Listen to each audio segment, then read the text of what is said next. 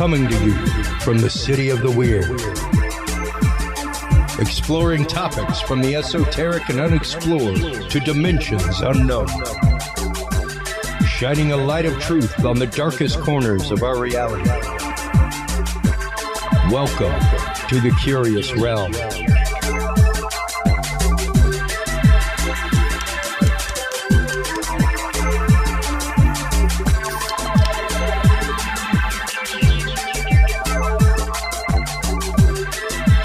Well, hello everybody, and welcome to episode 10 of the Curious Realm. I want to thank everybody out there who has been tuning in since our good old days of Dudes and Beer, all of about 2 months ago.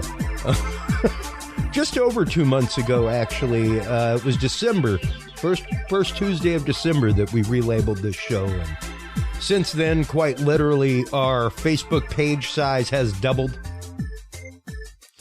Our Facebook group size has almost doubled.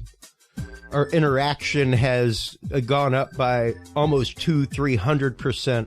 Downloads are up. It's fantastic to see the growth in the show since the rebrand. And quite honestly, folks, that is all thanks to you guys. So thank you for always tuning in. A big shout out to the whole audience. Our show tonight, I am so excited for. We have been talking with Craig Woolheater, who is the founder of Cryptomundo. He is also the founder of what will soon be the Texas Bigfoot Museum. He hosts the Fouke Monster Festival, the Texas Bigfoot Film Festival, Texas Bigfoot Research, all kinds of good stuff.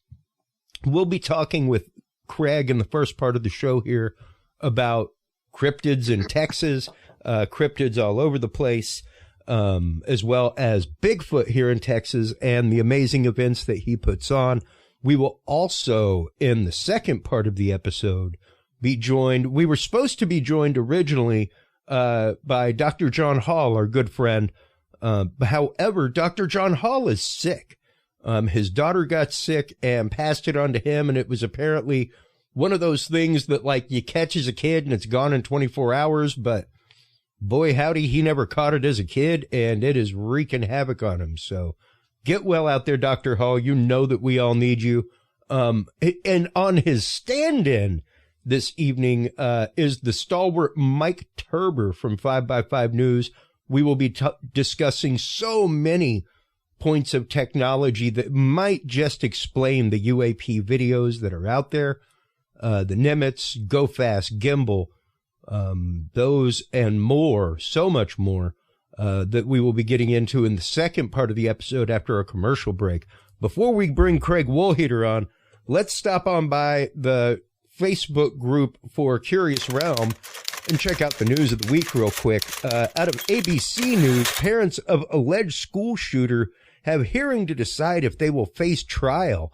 In addition to that, Neil Young urges Spotify workers to quit their job before the company, quote, eats up your soul, end quote, and says CEO Daniel Elk is your big problem, not Joe Rogan. That is from Business Insider. I guess that Neil has forgotten that he sold his 50% of his rights to a conglomerate, which has the former head of Pfizer as its head advisor. So, out of KXAN, UT professor creates possible cedar fever cure in a martini glass. That's right, folks. An amazing gin cocktail could possibly help out with your cedar fever if you're one of those sufferers like my wife. Out of Smithsonian Mag, researchers now know where the ancient Maya planted their sacred cacao groves. And this was an interesting article out of Cell.com. A conserved role for serotoninogenic neurotransmission in mediating social behavior in octopus. Now, that's a mouthful, folks, but when you go through and read it, basically what it is octopi that they put, which, you know, they've come to realize are incredibly intelligent for cephalopods. And they put them on MDMA. And the results of this study are absolutely wild. It's really interesting. Go out, check it out. That is from Cell.com.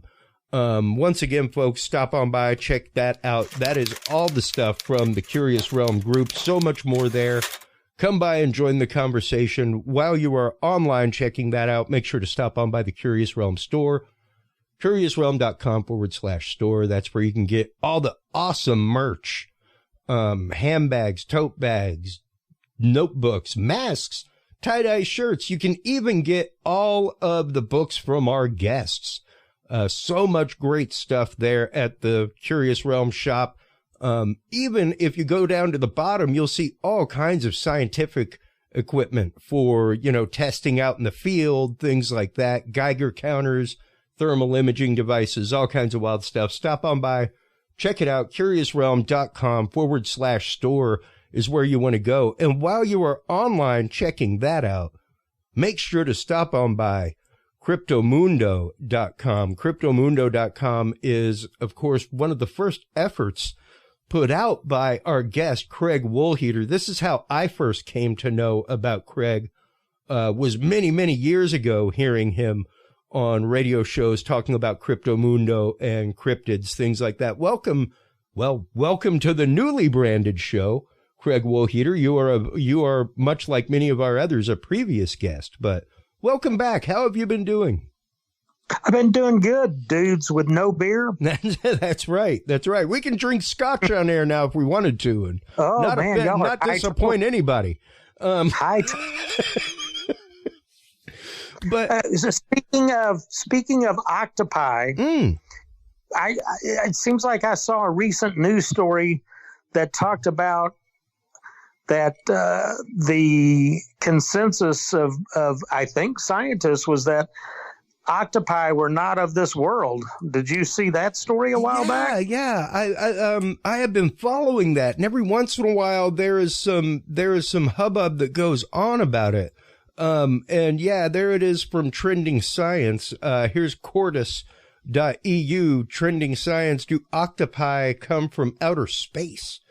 And yeah, really, really interesting studies into their DNA and the source of it, and the mutagenesis of it. Just really wild stuff.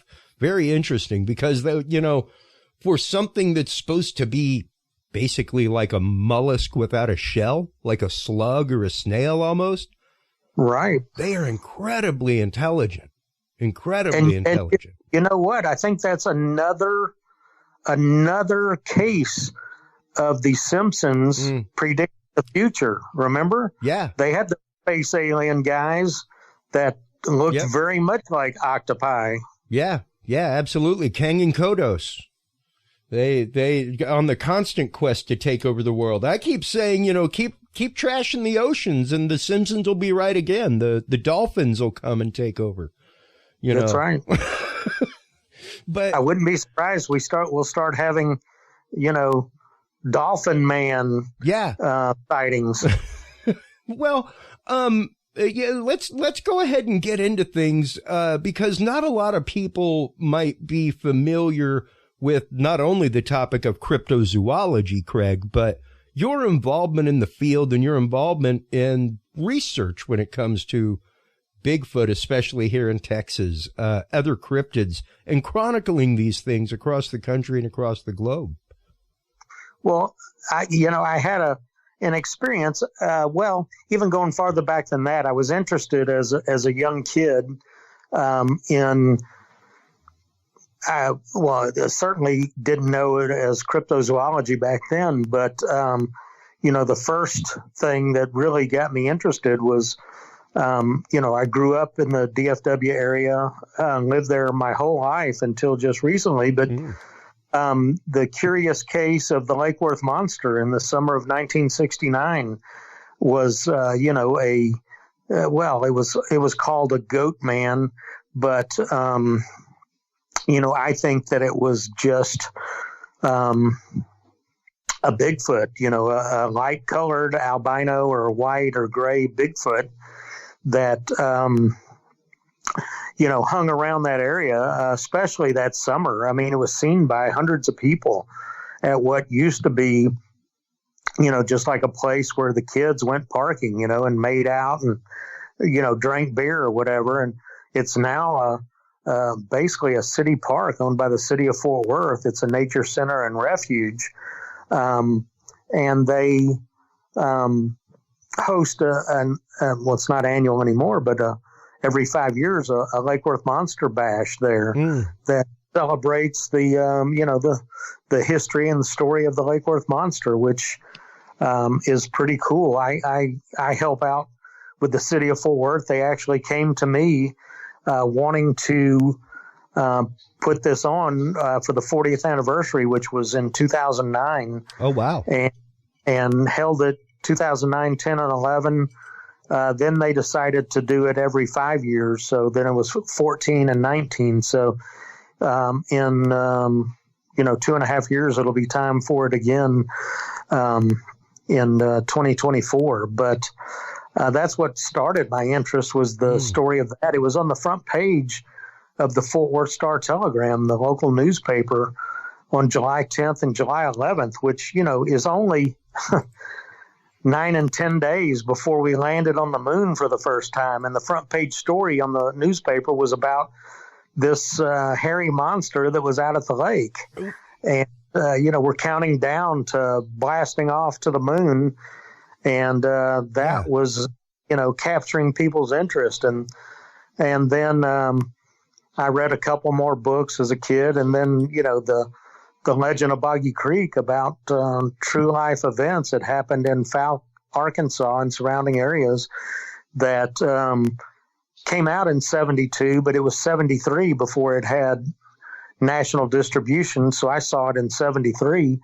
And so that, really got me interested in the subjects. But in 1994, Memorial Day, 1994, May 30th, I was coming back from going with friends to New Orleans.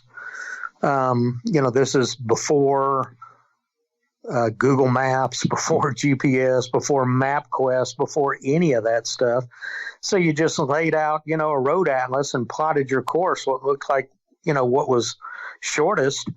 And that's what we did. We left Dallas at about 5:30 in the morning on a Friday morning. And by the time we were in Central Louisiana, it was mid-morning. So it wasn't, really anything. And then when we left, there was 12 people that actually went in 5 different cars. So we caravaned down there. But on Monday, when it was time to go home, people left at different times. And my vehicle was the last one to leave at about 9 o'clock Monday night on Memorial Day. And so my girlfriend was riding with me, and a friend who lived in the same building that I did rode in the back seat. She had to be at work the next morning, so she slept. And we set off from New Orleans and, headed towards Dallas and, round around Baton Rouge and heading towards Shreveport. And now this road that was a state highway, marked as such, was a 2-lane unlit road out in the middle of nowhere. And, we're just trucking along, and, it's very, very, very dark out there. It's about 11:30 at night now. And my girlfriend and I see an upright figure off to the right of the road. On one side, it's real swampy, and on the other side, there's a tree line about 30 feet out. And we see an upright figure on 2 legs covered with hair. It looked to be gray in the headlights, walking parallel to the road about 20 feet off the road. And, in my headlights, we saw it, maybe 7 or 8 seconds until we passed it. But as soon as we passed it, we said, we looked at each other and said, "Did you just see what I just saw?" And we agreed that we had. And I was like, "Well, what do you think you saw?" And she goes, "Well, I saw a Bigfoot." I was like, "Well, we got to stop." And she used a few choice words, but basically did not want to stop. So we didn't. We drove a little bit through, then entered a small town called Bunkie, Louisiana. Yep. And there was nothing. It was 11:30 at night. The sidewalks were rolled up. nothing open, no nothing. So we drove through town, and on the way out of town saw a small church off to the right. We pulled in the parking lot there to talk about what we had just, no more than 10 or 15 minutes did we talk about it. My friend had to be at work that next morning, so we were still, 5.5 hours, 6 hours from Dallas. So we got back on the road and didn't even really talk about it. We just drove. It was just something weird that happened. When we got home, we didn't talk about it. Some of your viewers are probably younger than I am. Will probably think it was weird, but this is on May 30th, 1994, and I was still 3 years from getting on the internet. So, when I did get on the internet, in summer of 97, that's one of the first things I looked up was Bigfoot. Yeah. And saw, certainly not near the information that's out there on the internet now, but, there were mainly message boards and forums and such with people talking. And so I went on there and shared my story and met people and, met a gentleman that, wanted to start up a research group. And so we did. I wasn't an outdoorsman or a hunter or anything, but I just wanted to try and find answers to what I had encountered. And so we started up the Texas Bigfoot Research Center, and coming up will be, it was in 99. So it's going to be the 23rd anniversary soon. So we put up a cheesy website, a free Angel Fire website with blinking animations and stupid stuff. But, people came to it and started reporting things that they had seen or encountered and wanting to get involved with what we were doing. So, that's how it really took off. And in April of 2000, we went up to Ohio, to the Ohio Bigfoot Conference, and networked with people up there. And I saw, that they were doing this conference, and I was like, well, there's nothing like this in Texas.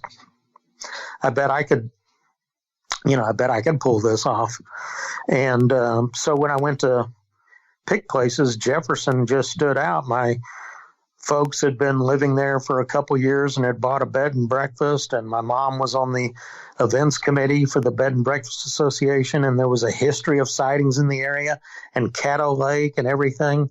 So we started it up there. The first one was September 15th, 2001, which was unfortunately only 4 days after 9/11.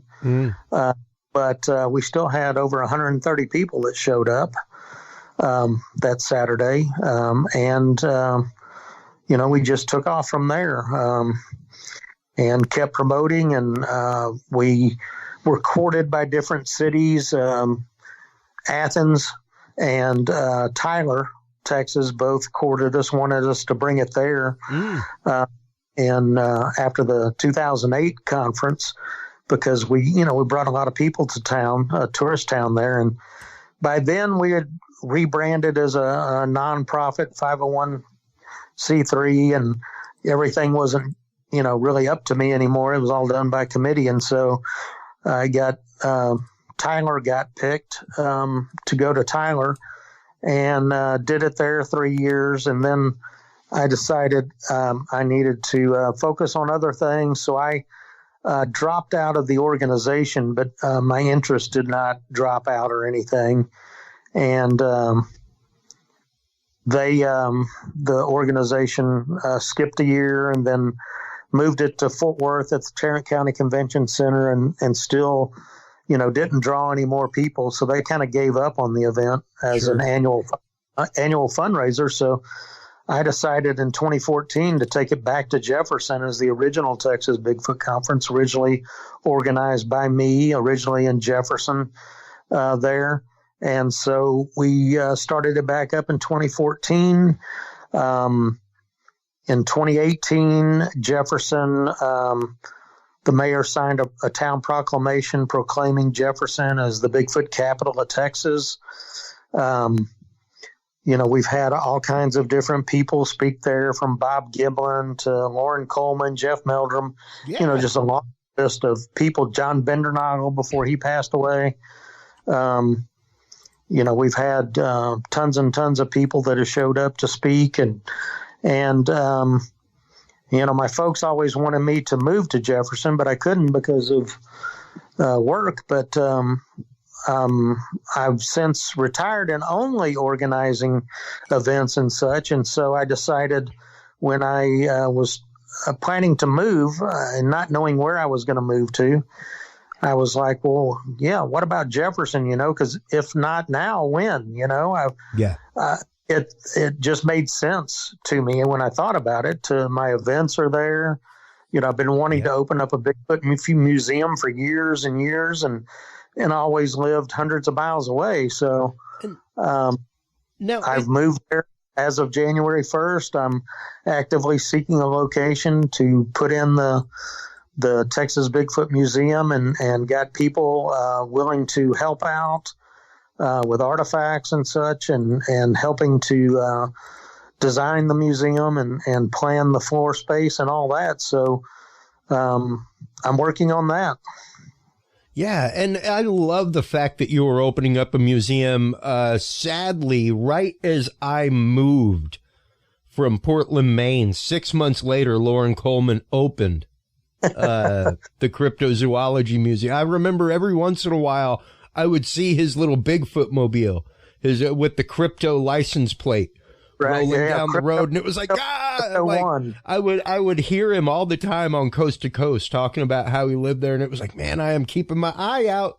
I'm looking for him, and I would see his car putting around every once in a while, and I was so excited.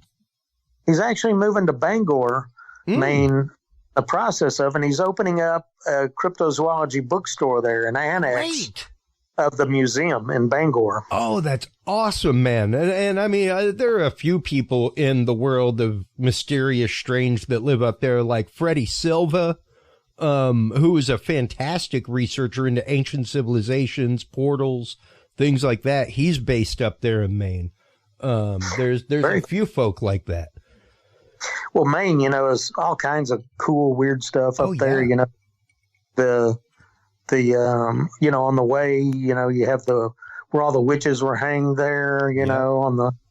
On the way to Portland from Boston. Yeah, and Salem is just right there off Route 1. Salem is really creepy. I love that. Is probably, and I travel the country pretty regularly for work. At one point, I was going out for like 40 weeks a year for work, but Salem to this day is hands down one of my favorite towns in this country, man.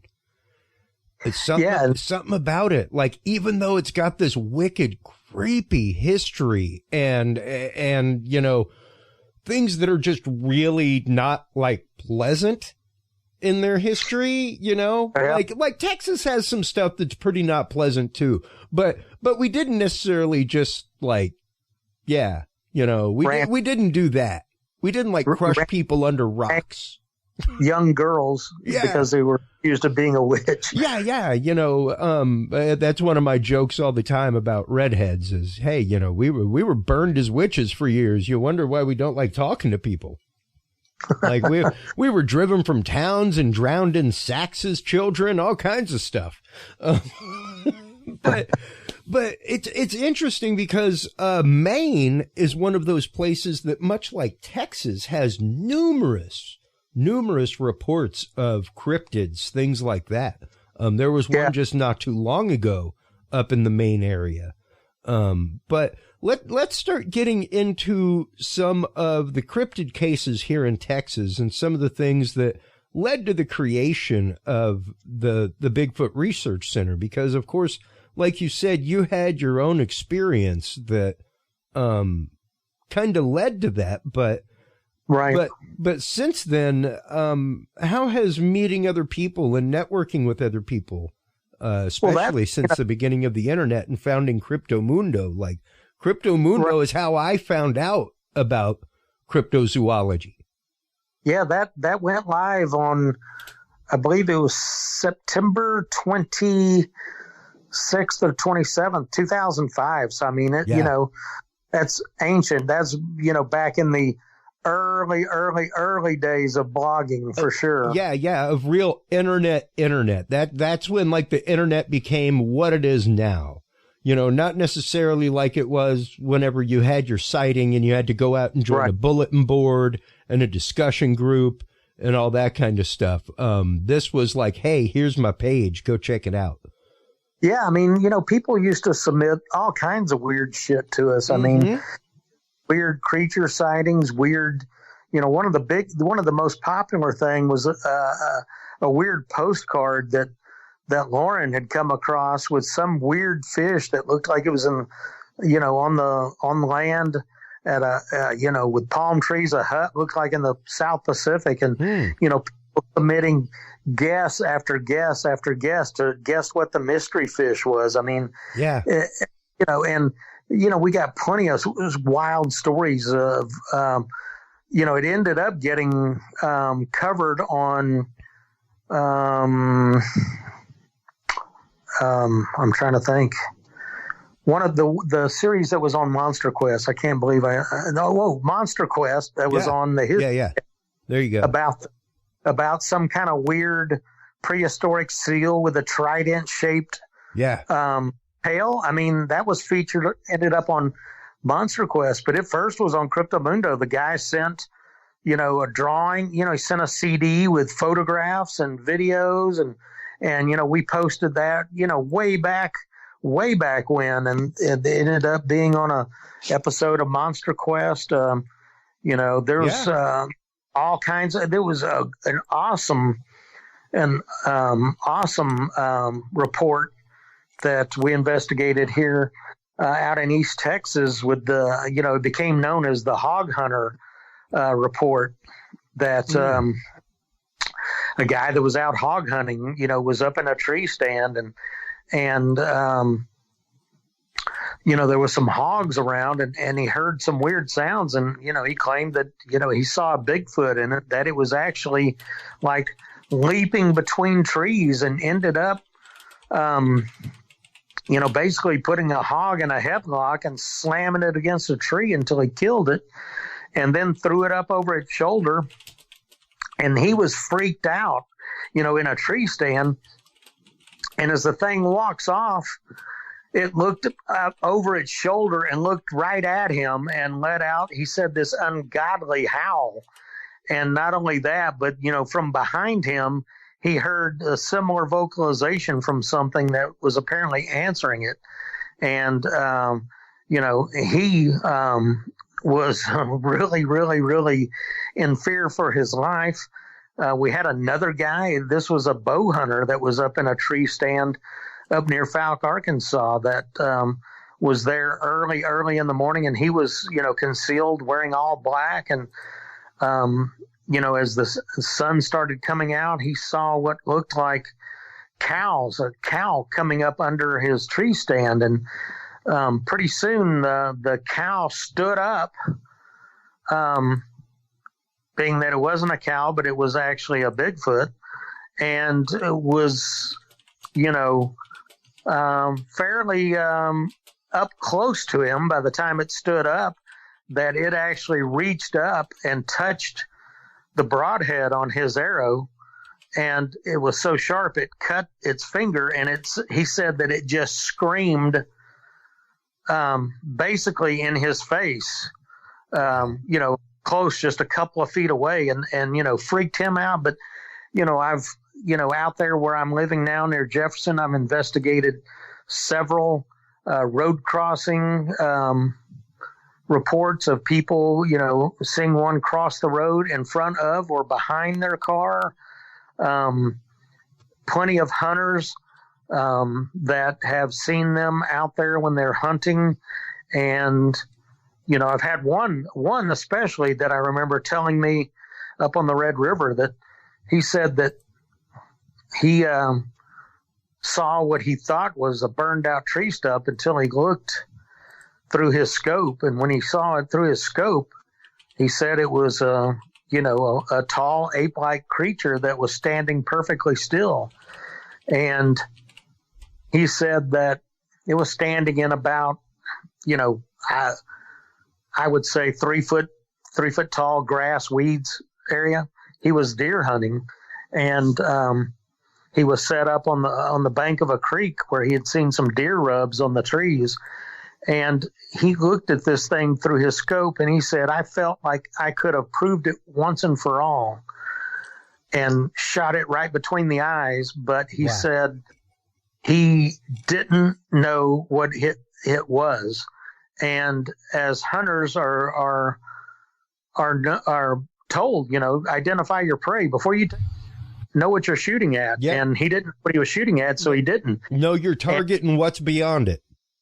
And shortly after that, he heard a vocalization from over his left shoulder. And he said that he turned around to look and didn't see anything. And when he turned back, it was gone. He felt that it did not have time to actually run for cover in the woods. He felt that it had dropped down into the grass out of sight, which, like I said, creeped the hell out of him. And he just left everything there and ran to his vehicle and left. Wow. Left his gear, everything there. I don't know. Do you do a break halfway through, or we just talk? I mean, we do a break after our first guest. So whenever you and I are done, we'll have a break, and then our pre-recorded guest. But yeah. Well, then I'll just keep on going. Oh, absolutely, because this is interesting to me, because I just had the conversation with Dr. John Hall.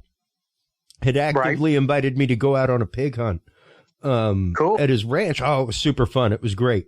We got there. He actually had a Bigfoot painted on the door of his cabin. It was awesome. Oh, that's way.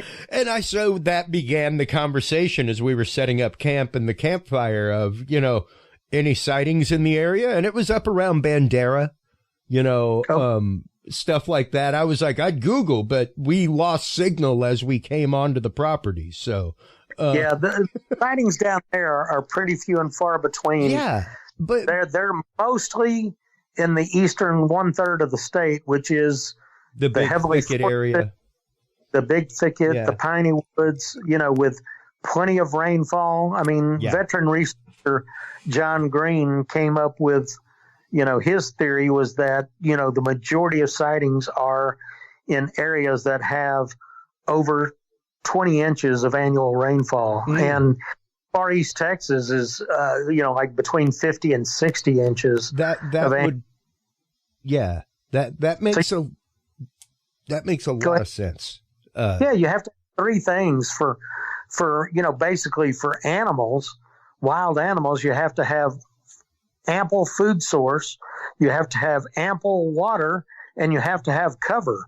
So when you're out there, in West Texas, there are riparian areas where rivers, come through, and, vegetation is lush, right there, basically the riverbanks. But, it's, other than right there where there is wildlife, there's water, there's, food sources. And they may travel those routes, the Colorado River, whatever out there, but they, apparently from reports, sighting reports that we get, there's not a lot of things seen, but, you have to have two things for a Bigfoot sighting report.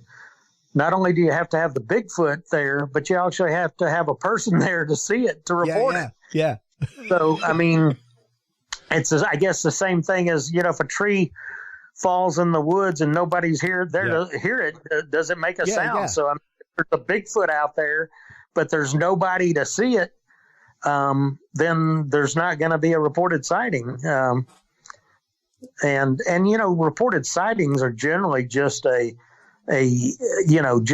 sliver of time in that creature's activities for the day. So, for people to say they do this and they do that, because they had a split second sighting, 8, 10, 20 seconds. I mean, that's such a small sliver out of that whole 24-hour period of what that animal may have been doing, foraging for food or whatever it may be doing.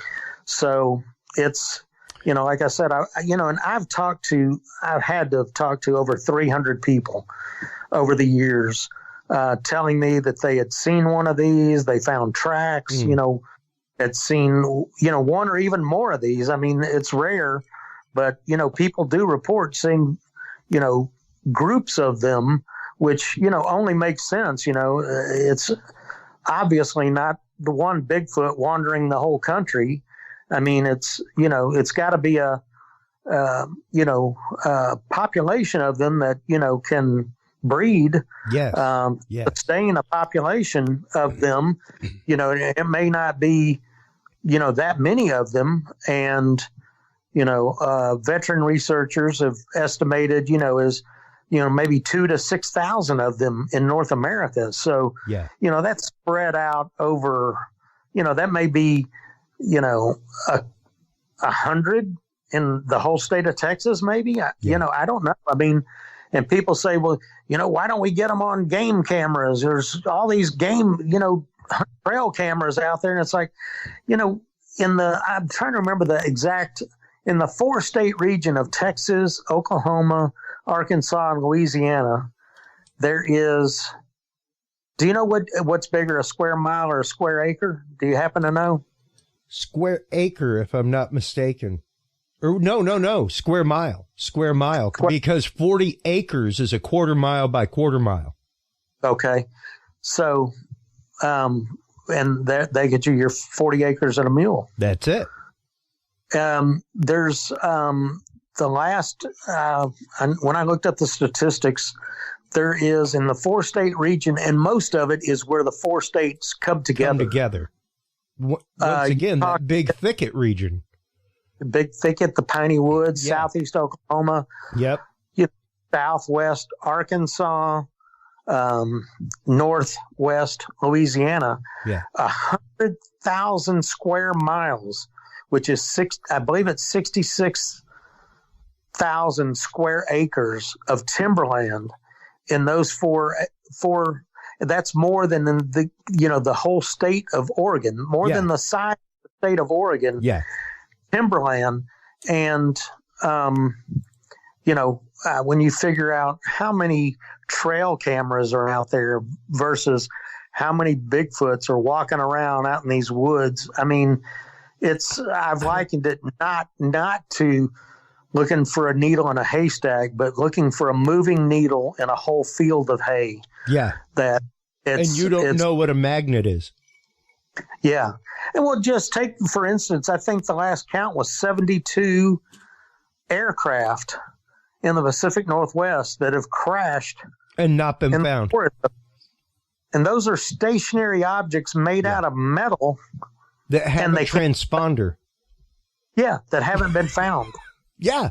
And I know that last time we had you on, one of the points that I make, and one of the points I make to people all the time is if you're a hunter, outdoorsman, if you spend any kind of time outside, gone out on like horn hunts, stuff like that, where you're just looking for shedded horns, stuff like that after buck season, after the rut, that kind of stuff.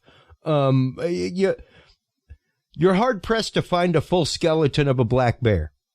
Oh yeah. You're hard pressed to find a full skeleton of any large game because predators take it, drag it off. Heck, man, let a rut of pigs come by, Yeah. If a rut of pigs come by, like, hey, you can feed people to pigs. They don't care. Yeah.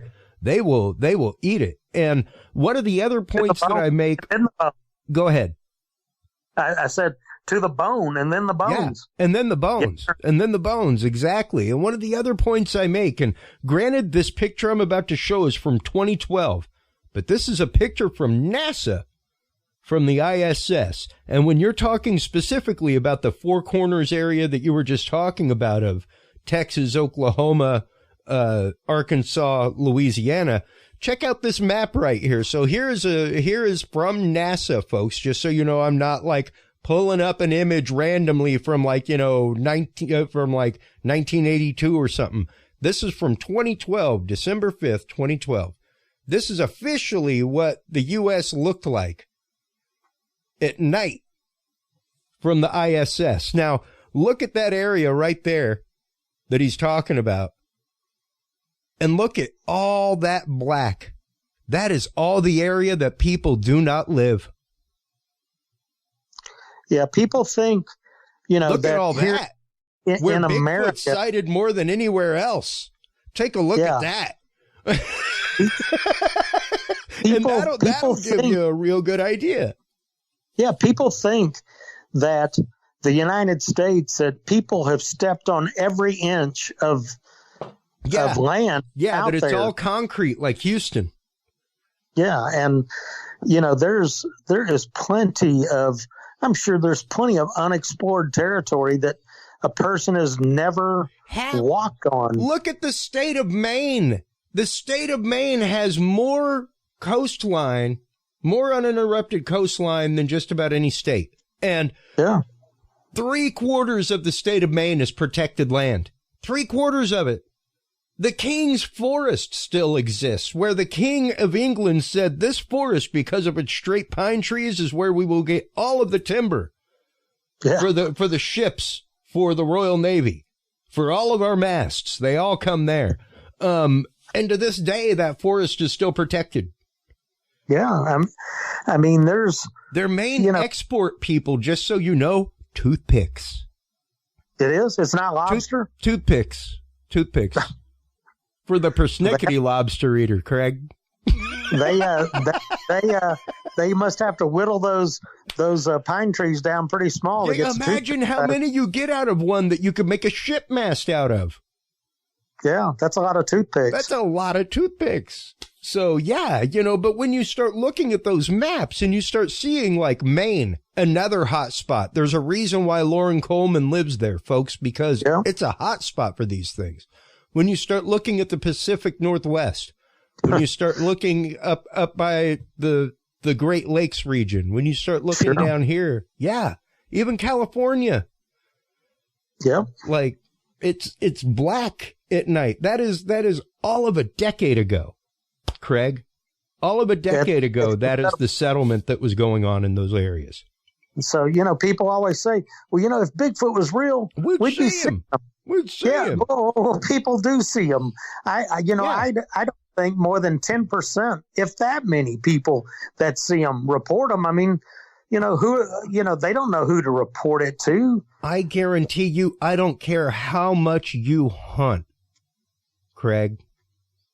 And I got a lot of hardcore hunters in my family. I'm a Cajun. Like, I got family that trapped at one point in their life, And I don't care how much you hunt. Mathematically, you spend more time in the bathroom during your life than you do out on hunting. Sure. The average person. So, even the average hunter. You will spend more time in the bathroom on the toilet scrolling through Facebook than you will out in the field with a rifle in your hand or a scope in your hand looking down range. So, just observationally, the odds are against us. Sure. Like I said, there has to be a Bigfoot there and there has to be a person to see it. Yeah. Now, a few years back, and this is quite a number of years back, right up around the same time that you launched Crypto Mundo, there was a gentleman here in Texas, just right here in the hill country between Austin and San Antonio, that was putting on, quote, Bigfoot hunts. I don't know if you remember that, where his goal was to stalk Bigfoot with people, where it was like, this is like a big game hunt. Wow. That you could go on. And there is even a cadre of folks here in Texas. I know that they were on I want to say that they were either it was a documentary done about them.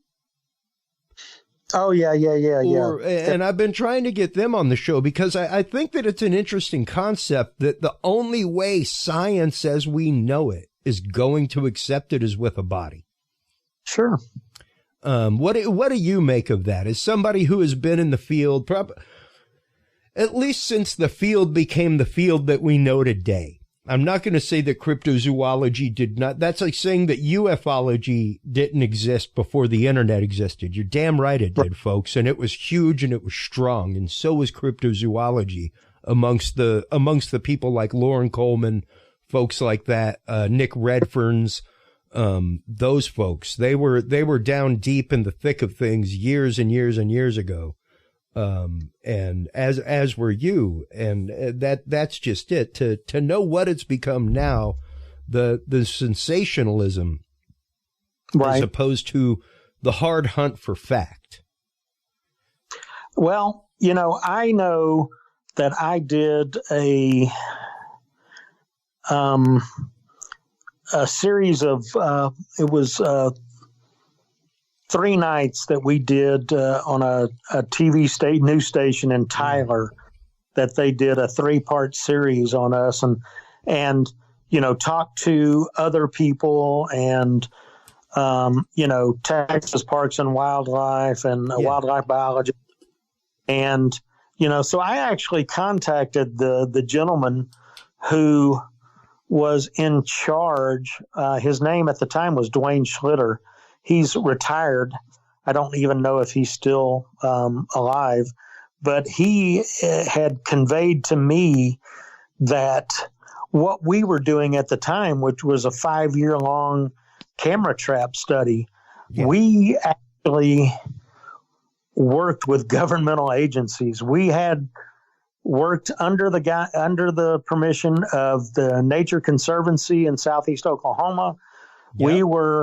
We were working with Texas Parks and Wildlife we had hair snares up in Southeast Oklahoma that we never got what was suspected a Bigfoot hair, but we got lots of black bear hair. Yeah. And they had contacted us and wanted us to send them their black bear hair so they could see, do DNA studies to see where the bears were coming from back into East Texas.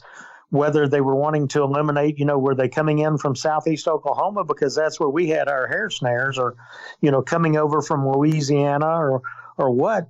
But we actually had permits from the National Park Service to operate long-term camera studies in the Big Thicket, which is governed by the National Park Service, for a camera trap study looking for Bigfoot.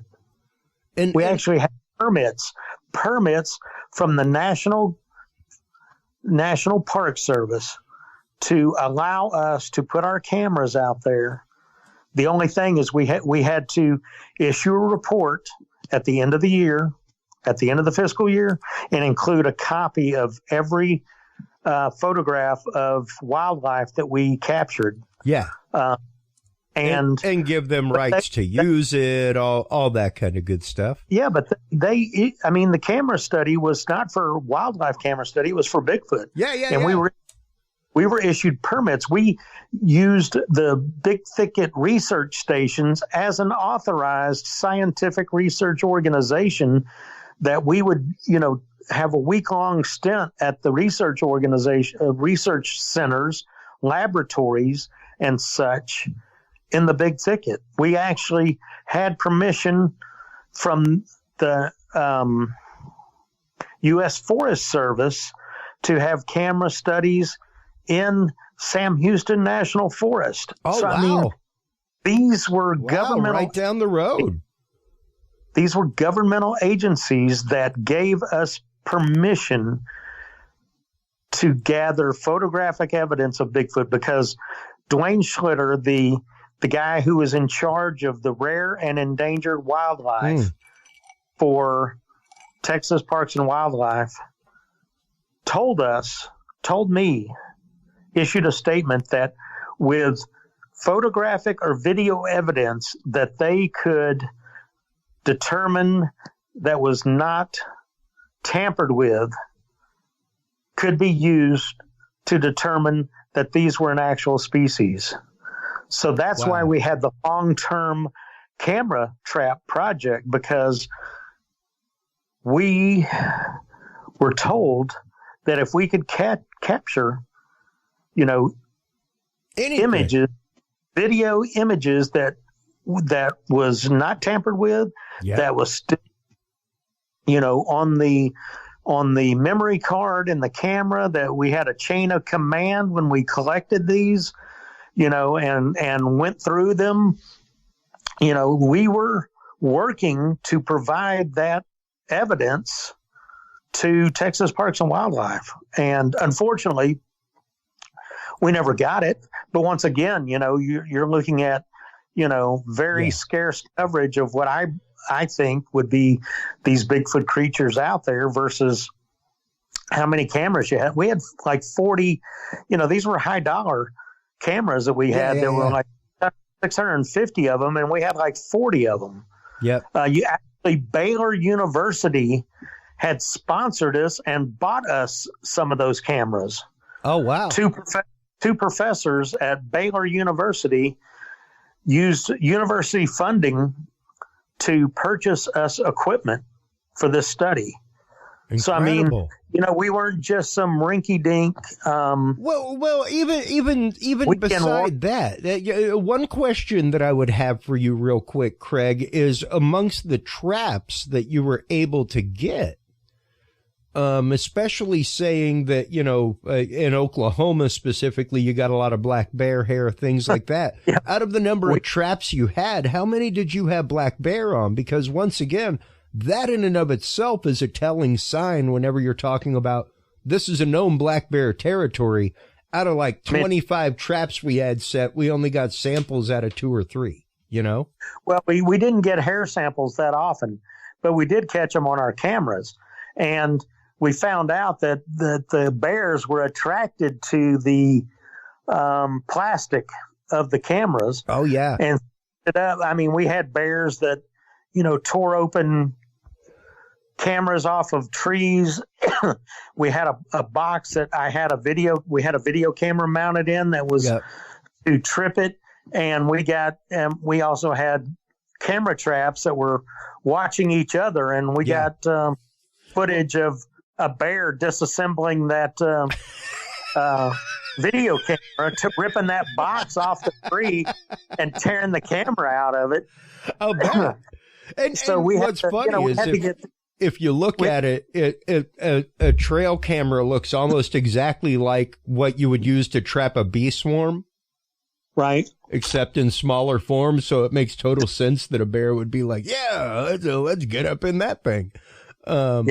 If they see it, they will try to get in it. That is most definite. So we had to have these heavy steel boxes made that they couldn't break into. The cameras were safe inside. Now they could, we chained them, steel plate boxes that were welded to trees to keep them intact. But, we actually found a bear track in a rotted log that was on the ground down in the big thicket that, was a bear track. And we, documented that and gave it to Texas Parks and Wildlife because, they were getting reports of bears coming back into East Texas, repopulating East Texas. And they were, like I said, trying to find out where they were coming from. Yeah. And that's just it. If anything, why the efficacy of the footage that you gather, the data that you're able to gather, it's amazing to be able to provide to someone like Texas Parks and Wildlife. And there's a reason why a university will help fund it because, they can use that same thing to help out with all kinds of stuff within departments, to help fund studies of their own to say, hey, we can show that there are no less than, 10 black bear sightings per day in this region. We really need to go study it. Give us a grant to do it. That's totally worthwhile of, 5 or 6 or 10 $200 trail cameras and a group of 5 or 10 volunteers that are willing to go out and spend their own time doing it. Yeah. Replacing that's literally immediately like a fifth the size of any grant that you would apply for. Right. So, I mean, we were a recognized, scientific research organization that, was, like I said, to me, the fact that the National Park Service issued us permits to hunt for Bigfoot, to get photographic or video evidence of Bigfoot. I mean, that's pretty impressive, even if it wasn't my organization that was, was great permit. I mean, for somebody to, for the National Park Service to issue a permit to try and get pictures of Bigfoot, I mean, that's pretty impressive because they had to have somebody to monitor that program to, go through the report when we sent it in and, examine all the pictures. I mean, that's somebody that's on the government's dime to do that. Yeah.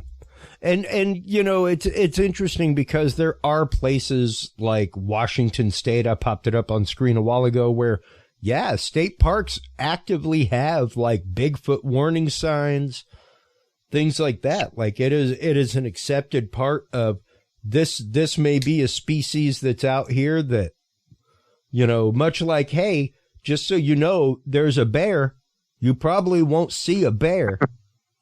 Right. You probably won't come across a mountain lion, but you might. Right. And if you do, it might be dangerous because like 1 out of every 30 encounters with a mountain lion is dangerous. And sadly, Sure. 30 out of every 150 times somebody's aware that there's a mountain lion there. Yeah. The rest of the time you're just being stalked by a mountain lion because you're in its range.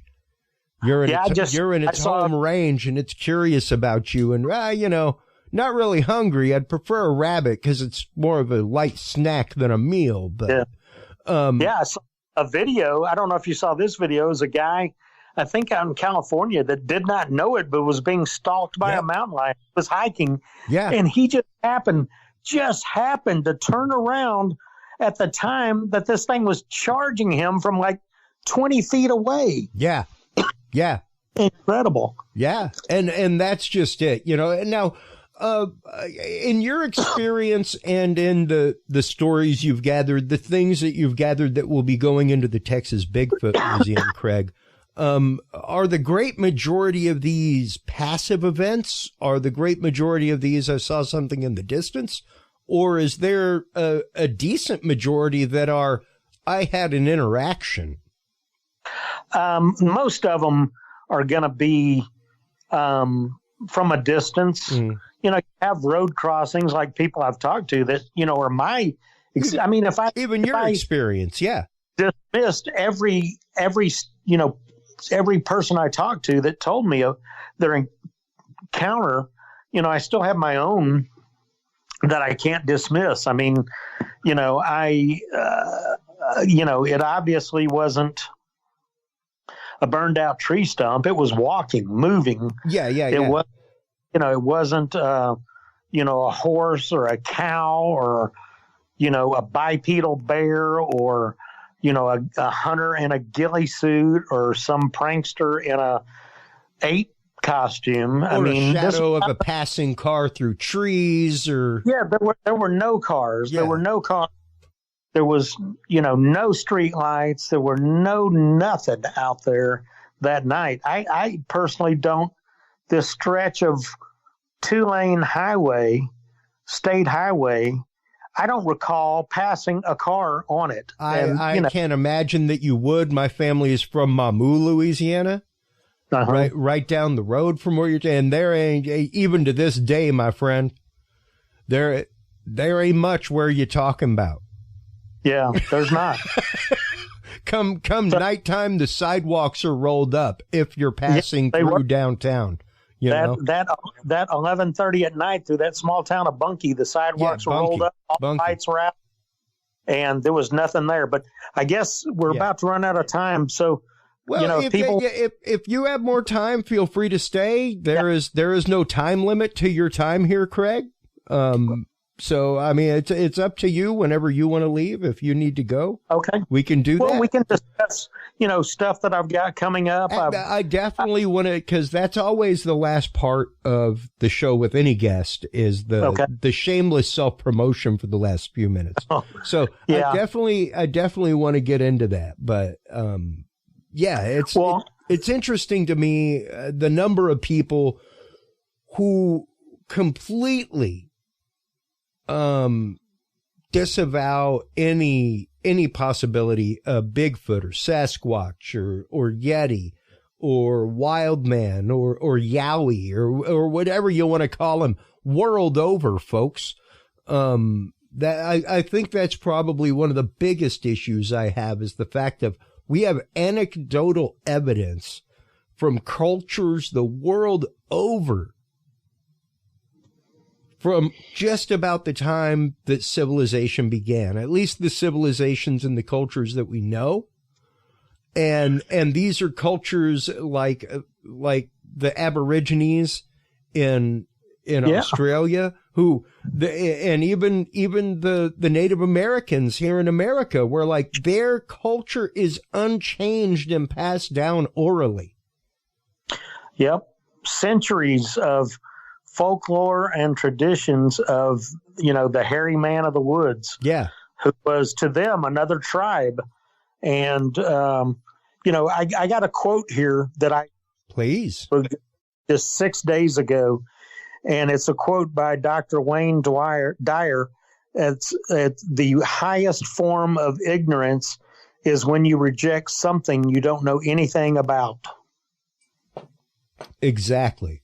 And that is one of the things that we bring up regularly on this show, Craig, is the fact of I am no science denier. I am a science freak. My son knows every single planet, and I'm disappointed there's no Pluto for him. But he knows about it. He knows about it, and he knows that it's not on his chart of planets that's new. But he knows that Pluto's there and that it's a thing. And that's the thing is that my whole life, like I have a book, like the actual teacher's edition of the astronomy book I was taught from in high school, because when I graduated was the last year that astronomy happened. I took it my junior year, but my teacher, we developed a relationship. I would go out to morning labs and she would bring the telescope. It was great. And she gave me her teacher's edition that's very of cool. our book. And funny thing, man, Pluto's in there. It's a planet. If you think that science is static in any way, shape, or form, you are the problem, people. I love you in all agape sense of the word of brotherly love. I love you.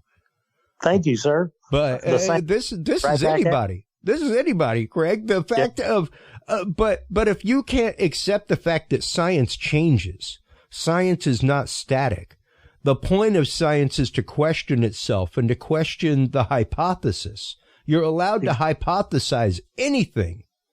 Through theory and experimentation, the hypothesis is proven or disproven. Remind me, send me a message to send you a story that came out of Discover magazine in 1999 that talks about how arrogant science and scientists are. Oh, we talk regularly on this show about the literal religion of science. And hey, my freshman year of college was spent as a seminarian at University of Dallas in Irving, Texas, for the Roman Catholic Church. Like I know what dogma and doctrine is, and you cannot tell me that it's any damn different. Any different. And it's sad and it's kind of horrifying because, these people who, I think it's like the East Texas Bigfoot Coalition or something that are like, we will hunt a Bigfoot. If it takes us putting a Bigfoot on a slab and bringing it to you, that's what we'll do. And I guess that's my question is that what we should be trying to do, Craig? Is that what we should be trying to encourage? I don't want to discourage this concept, but at the same time, it's one of those like, you know, we put out X prizes. You know what I mean? For like, yep. What civilian company can launch something this big into space first? You know, yep. When will we have the true X prize for things like this? You know, I don't know. I mean, there was, it's been some years back, you know, maybe 15 years ago, but there was a new species of monkey that was described purely by photographic evidence. It was not described by having, you know, a specimen to examine. Now, granted, that's, you know, monkeys are, you know, known, something like Bigfoot, you know, I don't know. I mean, I'd like to think that you could, you know, a specimen could be collected, you know, a natural death or, you know, a roadkill or something perhaps, and not, you know, actually have to take a specimen. I mean, you know, nobody knows for sure how many of them there are. I mean, sure. You know, there could be like 15 of these things worldwide. Who knows? I mean, who knows? I mean, you know, there may be, you know, thoughts are, general consensus thoughts are that they, you know, that they have a family group, you know, just like most primates. You know, you have a male, you have several females, and young males anyway that, you know, after they grow up, wander off and start their own group. But I mean, what if you, you know, decimated the, you know, a female, and took that out of the breeding population? I mean, you know, you may have doomed that tribe of them, or whatever you want to call them, to extinction. I mean, you know, who knows how many there is? If you know, there's got to be a better way, in my opinion. Now, you know, granted, certainly maybe the easiest way would be with a carcass, or even part of a carcass.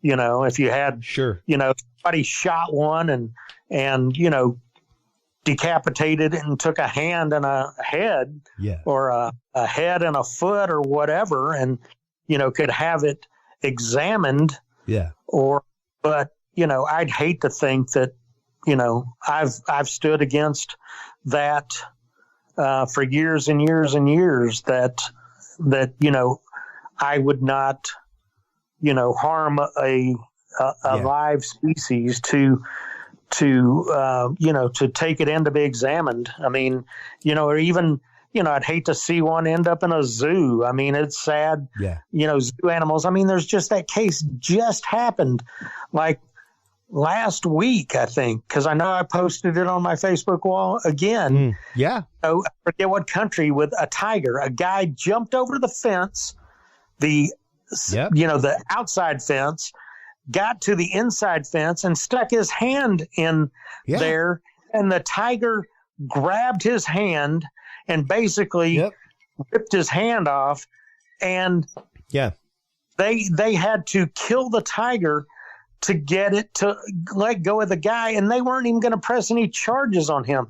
So this rare and endangered and beautiful animal is now dead because this jackass stuck his hand in the cage. What do you think is going to happen? Hey, brother, I don't know if you remember the story out of Houston, probably about 7-8 years ago now, about the group of like STEM students. They were like the highly accelerated class that like went to the Houston Zoo, and one of them jumped into this jaguar exhibit. Like, that class is actively the class of a friend of mine. Like, I know the teacher whose class that was. Like, it's just mind-numbing. Like, what were you going to do? What were you going to do? You jumped into an exhibit with a jaguar. A carnivorous animal. Were you going to cuddle?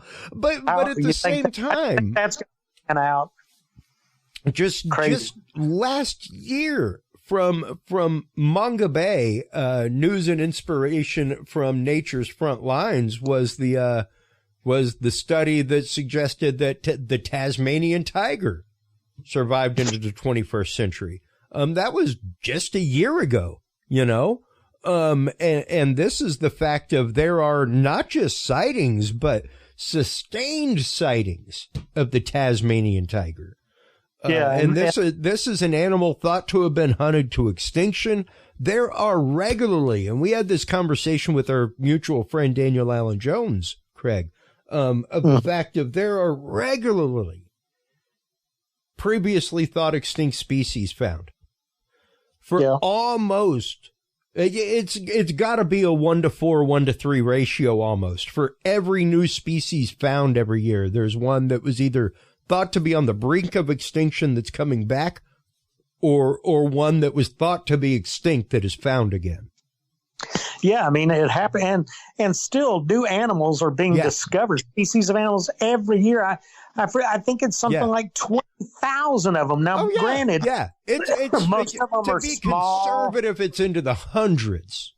You know, small insects and stuff, but still, every couple of years, something big, a large mammal is discovered that, you know, just like the mountain gorilla was ethno-known. It was known to the native people, but it wasn't known to science.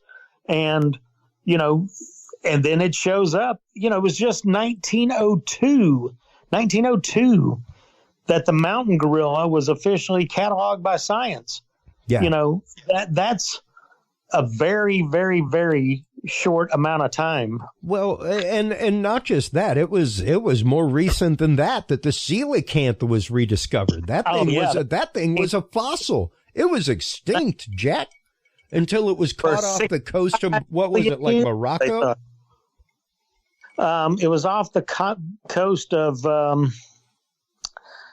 and maybe the first ones were Madagascar, maybe. Yeah, Madagascar. But I mean, that's just it. The first ones. 1938. Yeah, the first ones. It wasn't some anomaly that they just like popped up with one. You know, like there is a breeding population of them still. And when you're talking about things that have been talked about, like we were saying a minute ago, Craig, by civilizations the world over, same description. Identical description, identical characteristics, no different than saying is it a lowland gorilla, is it a highland gorilla, or you know, like a silverback gorilla. It's interesting to me how readily we are to dismiss that when all of about 10 years ago there was a whole species of deer discovered in Vietnam that was totally mythological as far as science was concerned. They had like air flaps on the side of their nose, and you know, that was within the Vietnamese culture and the local dialogue for generations. They never lost sight of it in their local history. But science was like, you're a crazy person right now, till it was actively found. Well, you know, there's that old adage that, you know, yesterday's magic is today's science. Yeah, absolutely. And, you know, we have kept you long enough, Craig. We definitely want to have you on again and again and again, because things like this pop up in the news regularly.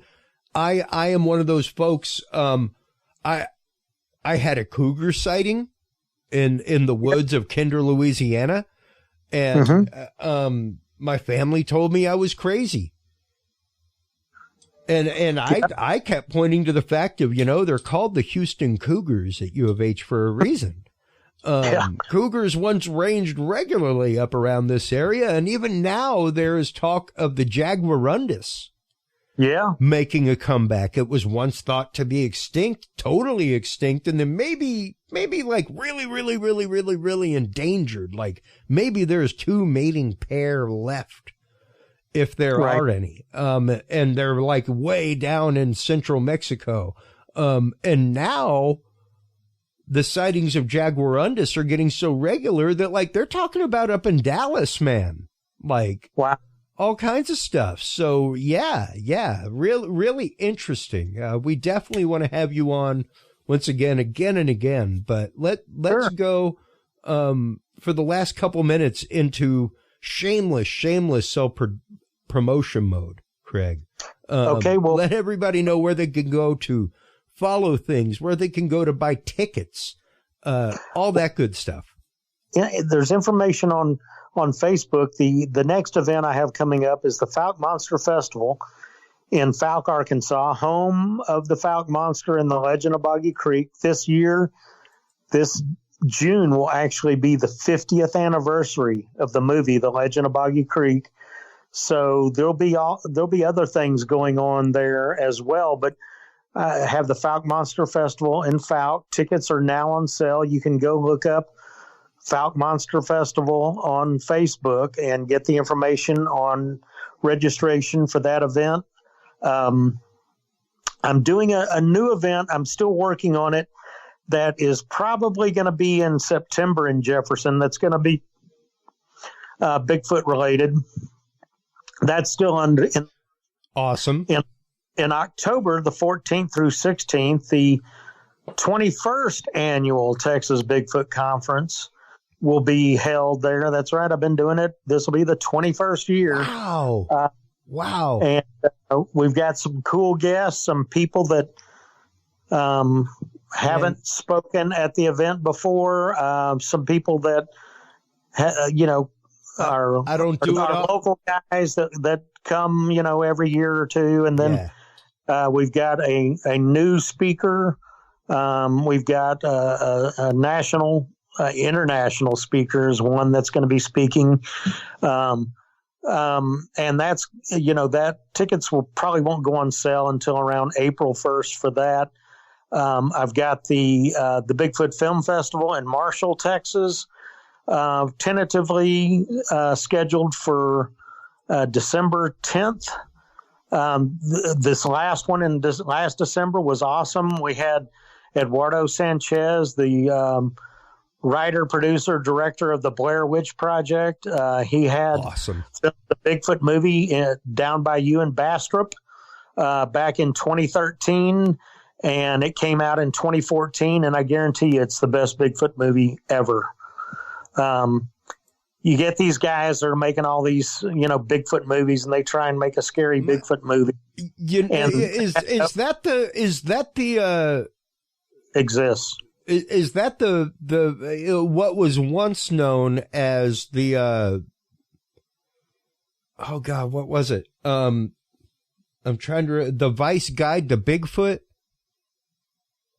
No. Okay, because my wife does quite a bit of like judging and panel leading, things like that for like Austin Film Festival, and I think it was kind of like a mockumentary called The Vice Guide to Bigfoot. Yeah, and now it's called something totally different because Vice got a hold of him and was like, listen, man, like we do actual investigative journalism. You can't do this.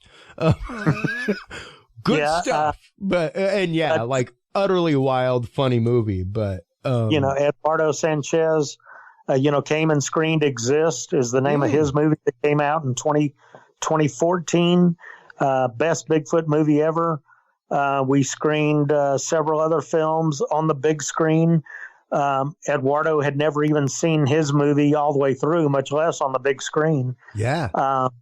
And several other movies that we screened, documentaries, Southern Fried Bigfoot, with Texas angle on it. I've already spoke to Bobcat Goldthwait about possibly screen Willow Creek this year. So I've got to follow up with him, but may be able to pull in Bobcat Goldthwait to screen Willow Creek. Wow. So those are my events for this year. So I've got June, October, and December with Bigfoot related events. And I'm speaking in Jefferson the April 2nd, I think, History, Haunts, and Legends. It's about Bigfoot in East Texas, and then awesome. The same thing at the Tyler Paranormal conference, and I think that's mid to end of April. Awesome. And you know, don't ever forget, folks, about the site that started it all, at least for me, when it comes to cryptid news, cryptic creatures and their legends and myths here in America and beyond. Cryptomundo.com. Craig, I can't thank you enough for coming back on the show once again. I can't wait to have you on again and again and again. I cannot wait to come out to the Texas Bigfoot Conference, Fouke Monster Festival, things like that, and start doing live streams out there with you guys. It's going to be super awesome. fun. You know, and, you know, you had plenty of people that, you know, probably have a Bigfoot story that'd probably be happy to tell it to you. Exactly. And I'll try and make it out to Mineola, at least briefly to come see you out there and meet you in person. Oh, absolutely. Absolutely. I can't wait for Mineola. It's going to be super fun. I actively, just so you know, folks, if you're planning on going to Mineola, there is one of the most haunted hotels in Texas in the heart of Mineola that just reopened like 6 months ago. You go to their website and it's like, hey, yeah, you know, book the ballroom, come by, do some stuff in the bar. But you got to dig and dig and dig to find an email. And I did. And I was like, you got rooms? And they were like, yeah, we got rooms. I'm like, doesn't seem like you got rooms. So are you into that kind of paranormal stuff? Oh, gosh, yeah. Oh, golly. The event that I'm doing in September in Jefferson at overnight paranormal investigation at the haunted historic Jefferson Hotel that is very haunted. Awesome. But I've got a group of a female Sasquatch research team from up north, but they started out doing paranormal investigations and such. Cool. And they interviewed Lauren Coleman on their show, and he told them that they should also investigate Sasquatch because females aren't as threatening as males may be, and so they are the she squatchers.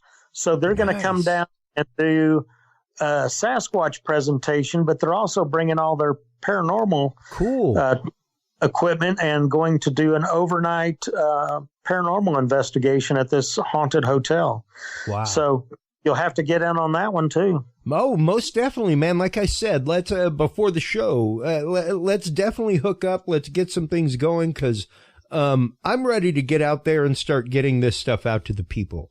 That's my part in all of this, and I have skill sets. I have access to a lot of things that will help get it out to the people, and I'm all about that. So let's definitely make some things happen. That sounds like Liam Neeson in Taken. Yeah. No, I've set of skills. It could be. I have enough knowledge to be fully dangerous in a lot of ways, Craig. Let's just put it that way. Well, that could get you in trouble, but it could also get you out of trouble. It could be honed into amazing, fantastic things as well. So I look forward to collaborating with people like you and Daniel Allen Jones, Nick Redfern, all those guys here in Texas, you know, Lyle Blackburn. All those guys. Guess what?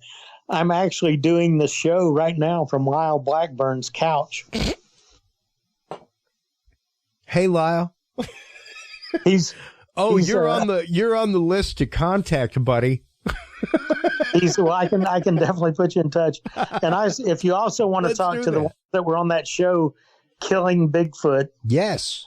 I can put you in touch with those guys. I would love both of those, man, because that's just it. I think that this is a conversation that needs to be had. I am not a paranormal Bigfoot guy by any stretch of the imagination. I am not I'm not going to say that Bigfoot isn't connected with UFOs, and we need to do a whole episode on that, because there are definitely a lot of crosses in those things. But I am not a Big Hole manipulates wormholes. Yeah, but you know what? When people ask me about that, there's far more reports of people seeing and interacting and being close with UFOs, but that doesn't mean that they are connected. Yeah, no. It doesn't mean that they aren't mutually exclusive from each other, or that they aren't connected in some way. Because, personally, I think that, Bigfoot seem to be curious about people. If they saw strange lights in the sky where they don't normally see lights, they might be curious to see what that is and be drawn to it. And then someone else may see, the UFO and see a Bigfoot nearby and then make the connection that, well, certainly that Bigfoot has something to do with that UFO. Well, and much like any animal out there, and I'm not saying that Bigfoot is fully animal. I'm not saying that he's part right. I'm just saying like anything that has lived in the wild, right, for the amount of time that it would have had to sustain itself, Craig, it would be tuned into A, what's around it, and B, what's safe. And even though it's curious, if that's something that I would assume the fact that to make it this long, it would have to be a somewhat intelligent species. Sure. Because it's not top of the food chain. And that's a whole nother episode in and of itself. I really do. Bigfoot's big, but it ain't top of the food chain. It ain't like, hey, yeah, I'm going to go out and hunt a cougar. Yeah. So or a killer whale. Yeah. Yeah. Great white. And when you're talking about why there's more sightings in the big thicket area than Bandera or West Texas or here in the hill country, straight up, yeah, like you said, rainfall, man. If you're going to be a creature and an omnivore of that size, I'm not going to say that a Bigfoot ain't going to munch a squirrel, maybe even take down a raccoon, rabbit, right, something along those lines, but omnivore like that, yeah, you've definitely got to have full-on grazing capability and something that would sustain the size of a black bear or larger. Sure. When it comes to berries, nuts, fruits, things like that. So, like I said, those are entire episodes in and of themselves, Craig, and I cannot wait. Blessings to you. Thank you so much for all you have done all these years with Crypto Mundo, everything that you are doing with the Texas Bigfoot Museum, Texas Bigfoot Film Festival, the Fouke Monster Festival. Man, I can't wait to come and be a sponsor and do everything I can at all of them. Thank you so much for your time. And I'd say hold on through the break or anything like that, but feel free to tune in. We have a whole nother guest after this commercial break. We will definitely be in touch, Craig. Thank you so much for your time. We're going to go ahead and let you go, my friend. Okay. Have a good evening, the rest of your evening, and let's keep in touch and plan to talk. Absolutely. I will share links to this tomorrow when everything posts, all that kind of good stuff. Thanks again. Okay. Have a good one. All right. Take care.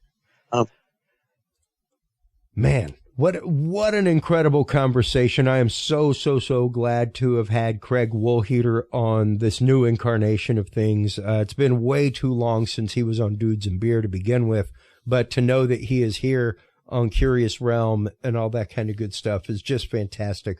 Hold on through this break, folks. We'll be right back with our fantastic friend Mike Turber, who is standing in for the scheduled Dr. John Hall. Get well, John Hall. We'll talk to you soon. And right after this, folks, we'll get into it with Mike Turber. Stay tuned.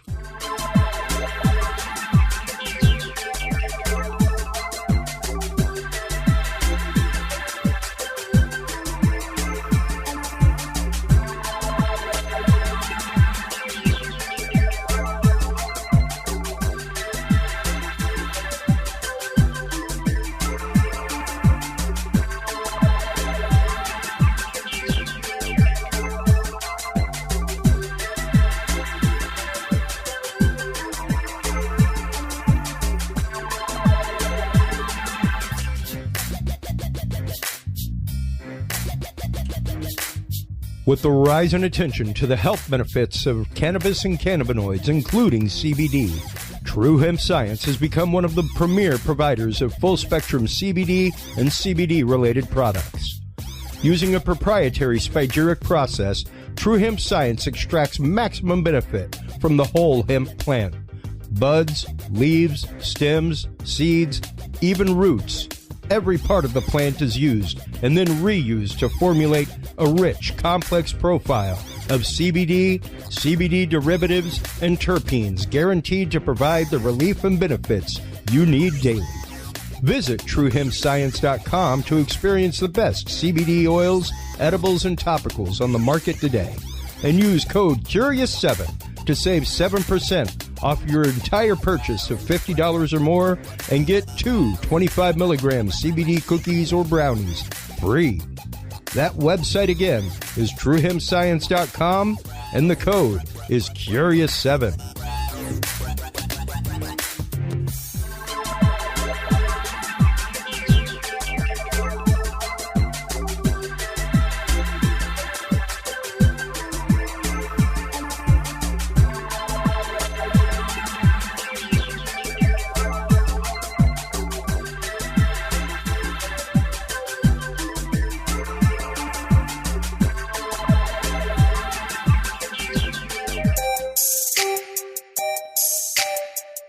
Have you considered starting a podcast? Looking for a way to make your business a voice of authority in an industry? Then Podcast Cadet is the solution for you. Whether starting a podcast for yourself, your brand, business, school, church, or just plain fun, Podcast Cadet is here to help you navigate the waters of the podcast industry. Specializing in one-on-one consultation and training with industry professionals in fields ranging from podcast technology and editing to distribution, monetization, and even social media strategies. Podcast Cadet tailors their services to the specific needs of you and your podcast. Do you already have a podcast and trying to find ways to engage and grow your audience? Sign up for your Podcast Cadet audit today and let us help you explore new and exciting ways to leverage your content and elevate your podcast brand to whole new levels. From consultational workshops to affordable podcast production and maintenance packages, Podcast Cadet is your one-stop shop for everything podcast related on the internet. Visit podcastcadet.com today to sign up for your consultation or training and use code CURIOUS20 to save 20% off your entire purchase. That website again is podcastcadet.com.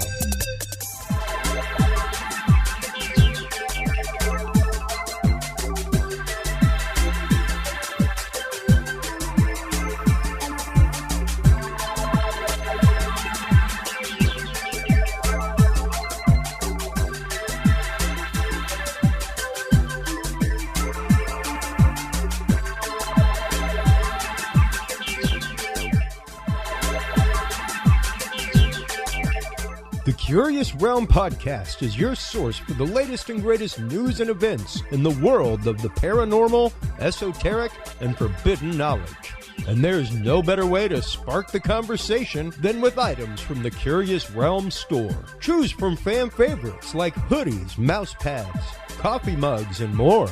Buy books and items from your favorite Curious Realm guests. Get your hands on the latest gear for paranormal investigations and experiments we discuss on the show. Open your web browser and stop on by the Curious Realm store at curiousrealm.com/store to buy the latest Curious Realm wear and out-of-this-world gifts for yourself, your family, or a mind that you want to open. That website again is curiousrealm.com/store. And we are back, folks. Thank you so much to all of our sponsors. Full disclosure, I am one of the owners of Podcast Cadet. I love podcasting so much. Me and a couple other people came up with that system to help folks out there trying to build a brand out of a show for your business, things like that. So it's a little bit different than casual podcasting, but we help casual podcasters too. Feel free to contact us. Feel free to stop on by the Curious Realm store. CuriousRealm.com/store is the address. Tons of great swag over there. Tons of fantastic books. We got our book links fixed, folks. So the whole bookstore is back. Look at that. Just tons and tons and tons of books from guests. We have some great upcoming guests in the next week, stuff like that. While you are online checking that out, make sure to stop on by YouTube and check out 5x5 News.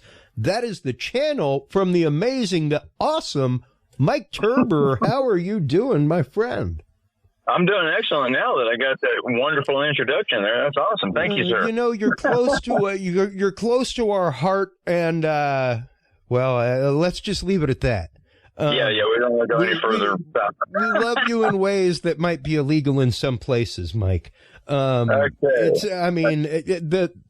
The topics that you have been willing to come on to our show and disclose, the things that you have been willing to come on to our show and talk about. I remember whenever you first came on, it was, of course, about the Vegas shooting from our good friend Shannon Ray Caffey. But I just talked to Shannon just a few minutes ago. As did I. Via Facebook, yeah. Exactly. Shout out to you and to T-Shirt Toad. We'll actually be having a commercial from T-Shirt Toad coming out soon. I need to produce that. So that'll work. Reminds me, I got to get him to do me some shirts. For me, it's from there we went into Area 51 and the whole labeling of conspiracy theory as a flag word by the FBI and the Naruto run, and what was going to happen when a bunch of people stormed Area 51. It's been a while, and then Tiger King, like you went out and started investigating Tiger King stuff. Yeah, that was enough. It is just I live vicariously through people like you, Michael, because your life is just a nonstop, never-ending adventure. It is. It's like if I sat at a bar or something, this has happened where I was sitting there and you start chatting about something. Of course, naturally the subject of something that I've been involved in comes up, and then you start telling them about it, and then you start realizing, man, I probably shouldn't have said that because they're not going to believe it. And then the next subject comes up, and you talk about Tiger King, then UFOs, and then we talk about Las Vegas shooting, and they're like, okay, wait a minute, you're full of crap. No way you're investigating all this. But that is exactly what you do at 5x5 News, is you go out and get into the thick of it, man. You were the one that exposed the utterly open back doors and elevators at MGM, stuff like that with the amazing reporter there. You're still hanging on to that. Like one of the first videos that you have up on 5x5 News is the What Happened in Vegas, the money machine stuff. And we definitely need to revisit that whenever time comes around for that again with you and Ram Dennison, because the work that you guys did on that, there's a reason why it won digital film awards and things like that during COVID, because it was absolutely well produced, and the information that's there that shows how using a hashtag Boston Strong campaign, they were able to curry millions of dollars that just ended up disappearing and did not go to victims. Exactly. Well, so we finally found out where the money went and the dollar amount that people got. So I did finally find that out. It was after we had already produced what we had done. Yeah.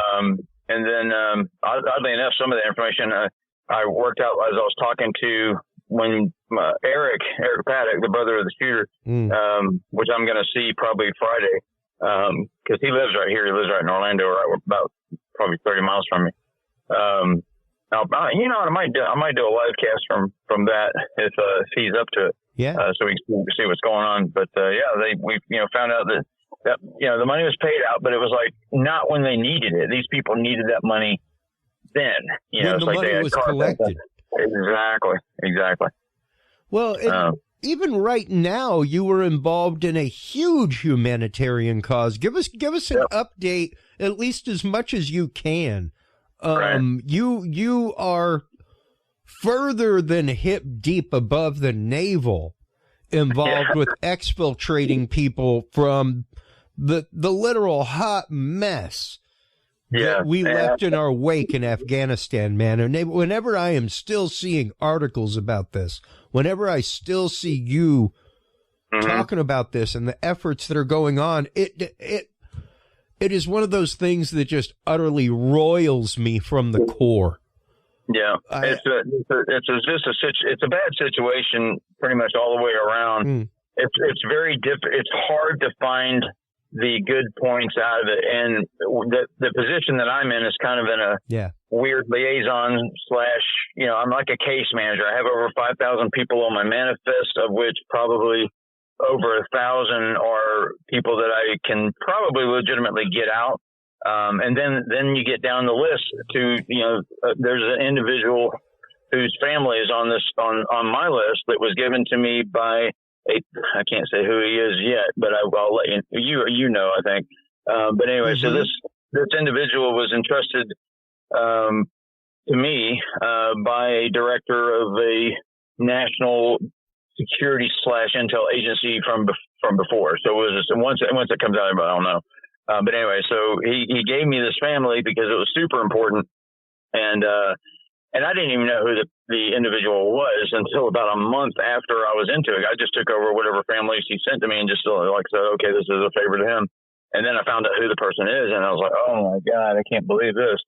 But it's a super high value target, and the trying to get him to be safe with all the things that, he's a super high value target. Taliban's actively looking for him and his family and stuff like this. So we're constantly having to move them around. So he's on his third or fourth safe house now. And it's just, and then coming up with the ability to move people there. It's weird that here I am in the middle of Florida trying to do things over there and the various means that we have to do it. All of my people go through, representative in our government. And then to the Department of State. So we're backed up that way. And then we still actively pursue trying to evacuate these people. And the Department of State stopped the flights for over a month. They just recently, as of last five or 6 days ago, started the flights back up. And that was a huge mess. When you tell somebody it's going to be at least a month before we can even begin to try to get you out, you have to be in the minds of these people. They are trying to stay alive.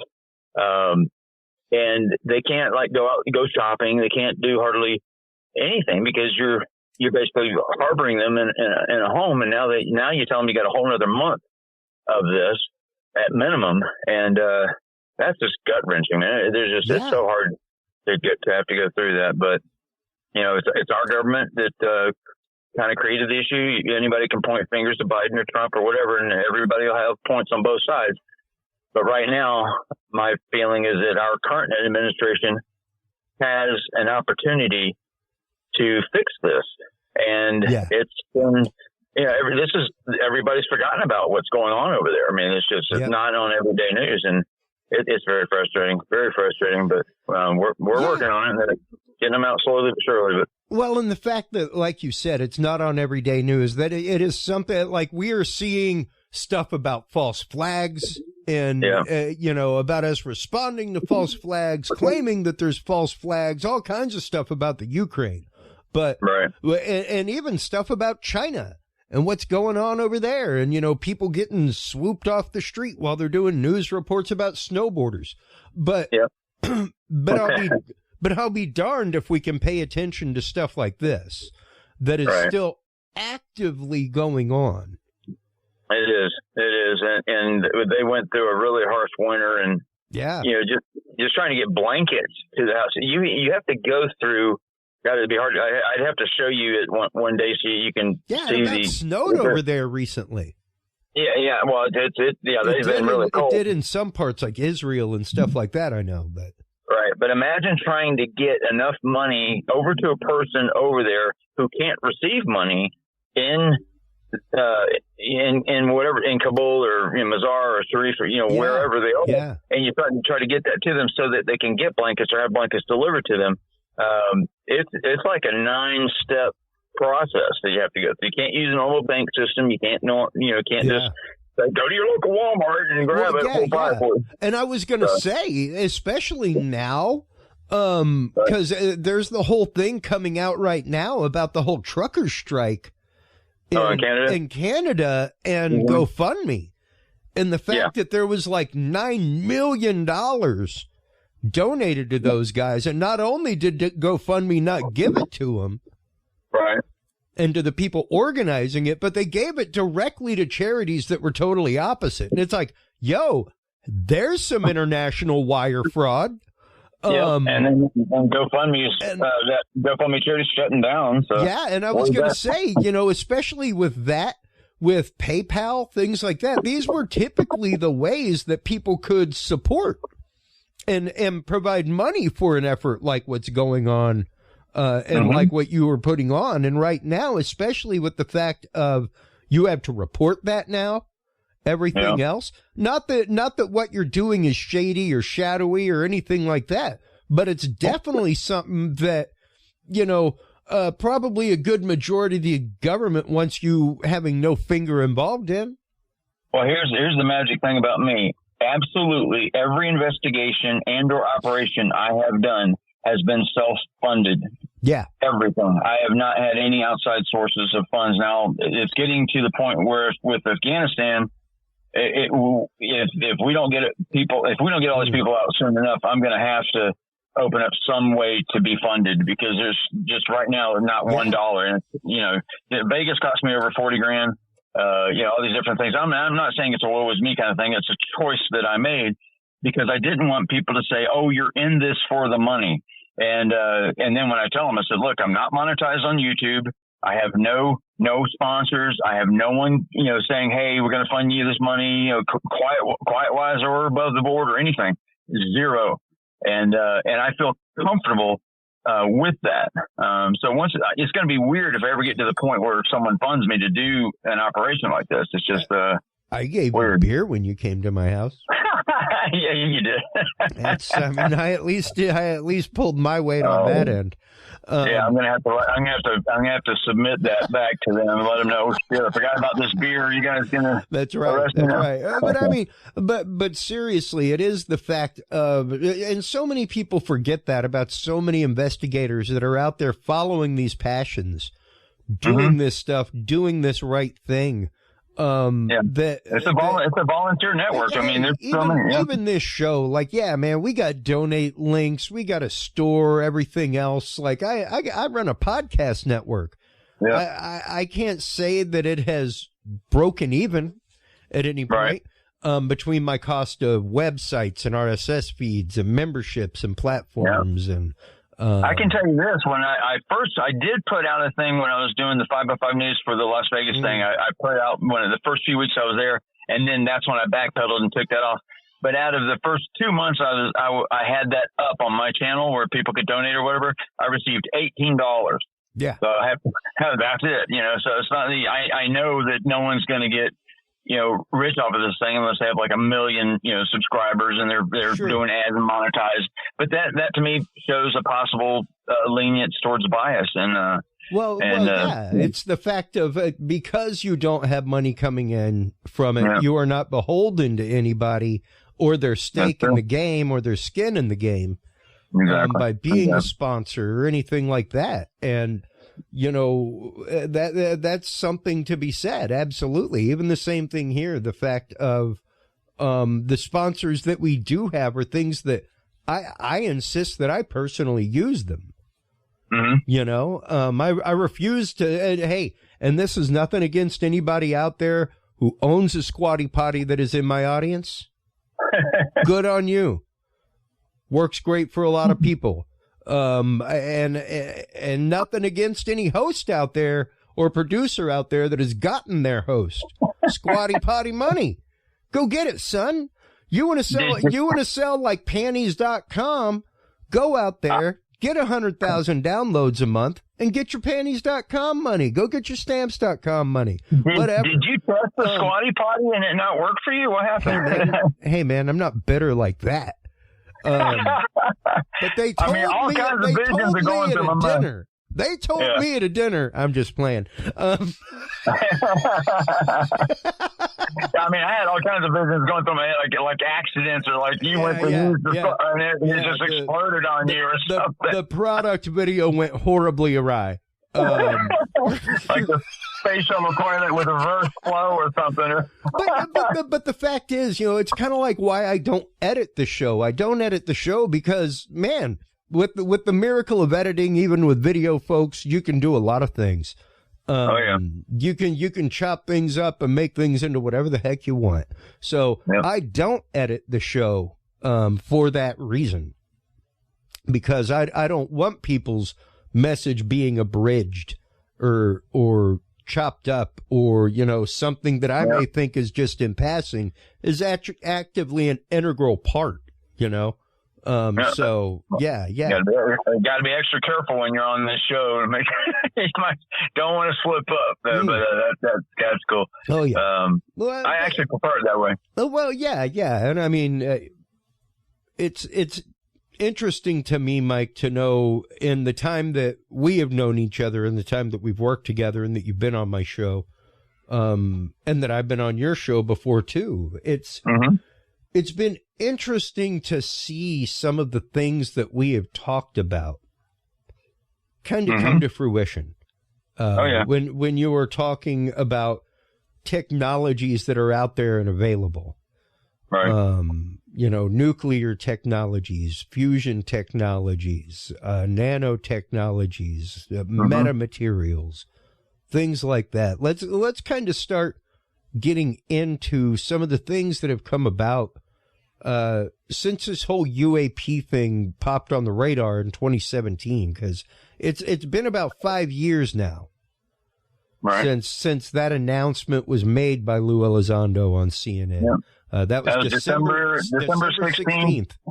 2017. Yeah, that was right after the Las Vegas shooting. I was right in the middle of the, going into the second month of the investigation on that, and then this came out, and I was all excited, all hyped up for it, and then you saw what happened to me once. Then I realized, wow, this sounds really familiar. Once Dave Beatty came out with that Nimitz encounter video, that was when I was like, wait a second, this is starting to sound really familiar. And then, of course, the rest is history as far as being tied into it. Sure. But there's a lot of technology that this is why you want to have Jack on your show too, where he basically has solved the problem of the propulsion and the ability to do it, and answered a lot of questions as to why things would look the way they do and why things would act the way they do. And a lot of people have that misconception that if an object is turning 900 Gs or something like this, that the person would be jellified inside the craft, which is exactly what I thought was going to happen. But come to find out, if you're inside of a warp bubble, you don't experience any of the Gs at all, because you're essentially you're in the warp bubble, which means, but you're essentially removed from movement. In fact, you're not moving at all. You're kind of like pulling space towards you and pushing it away from you behind. So you're not moving. Well, it's a weird concept. Well, the example that I gave last time that we talked about this, Mike, was putting a bubble inside of a straw and sealing it on both ends, and kind of like pushing pressure on one side. You'll see the bubble move and then come back. And it's kind of the same concept, where whatever would be inside of that bubble would be totally unaffected and move at whatever speed that bubble is moving at. Yep. We need to make a big straw and test that one. Yeah. Just a big piece of clear PVC. Yeah. Or we could borrow Elon Musk's Hyperloop tube, and we could do a life-size scale. Yeah, absolutely. We could go like 15 miles an hour underneath Vegas. Exactly. I actually was in Hawthorne the Hyperloop is right outside their building in Hawthorne, the test one, the miniaturized test track thing. Yeah. To know that something went through that, you can go through a tube without any air in it, basically a vacuum chamber, and because you have no air resistance, there's no speed limit. Yeah. They're technically, and if you're doing a magnetic levitation type train, then there's really no limit to the speed. So people put on that you can go 7,000 miles an hour or whatever. No, you can go as fast as pretty much as fast as you want.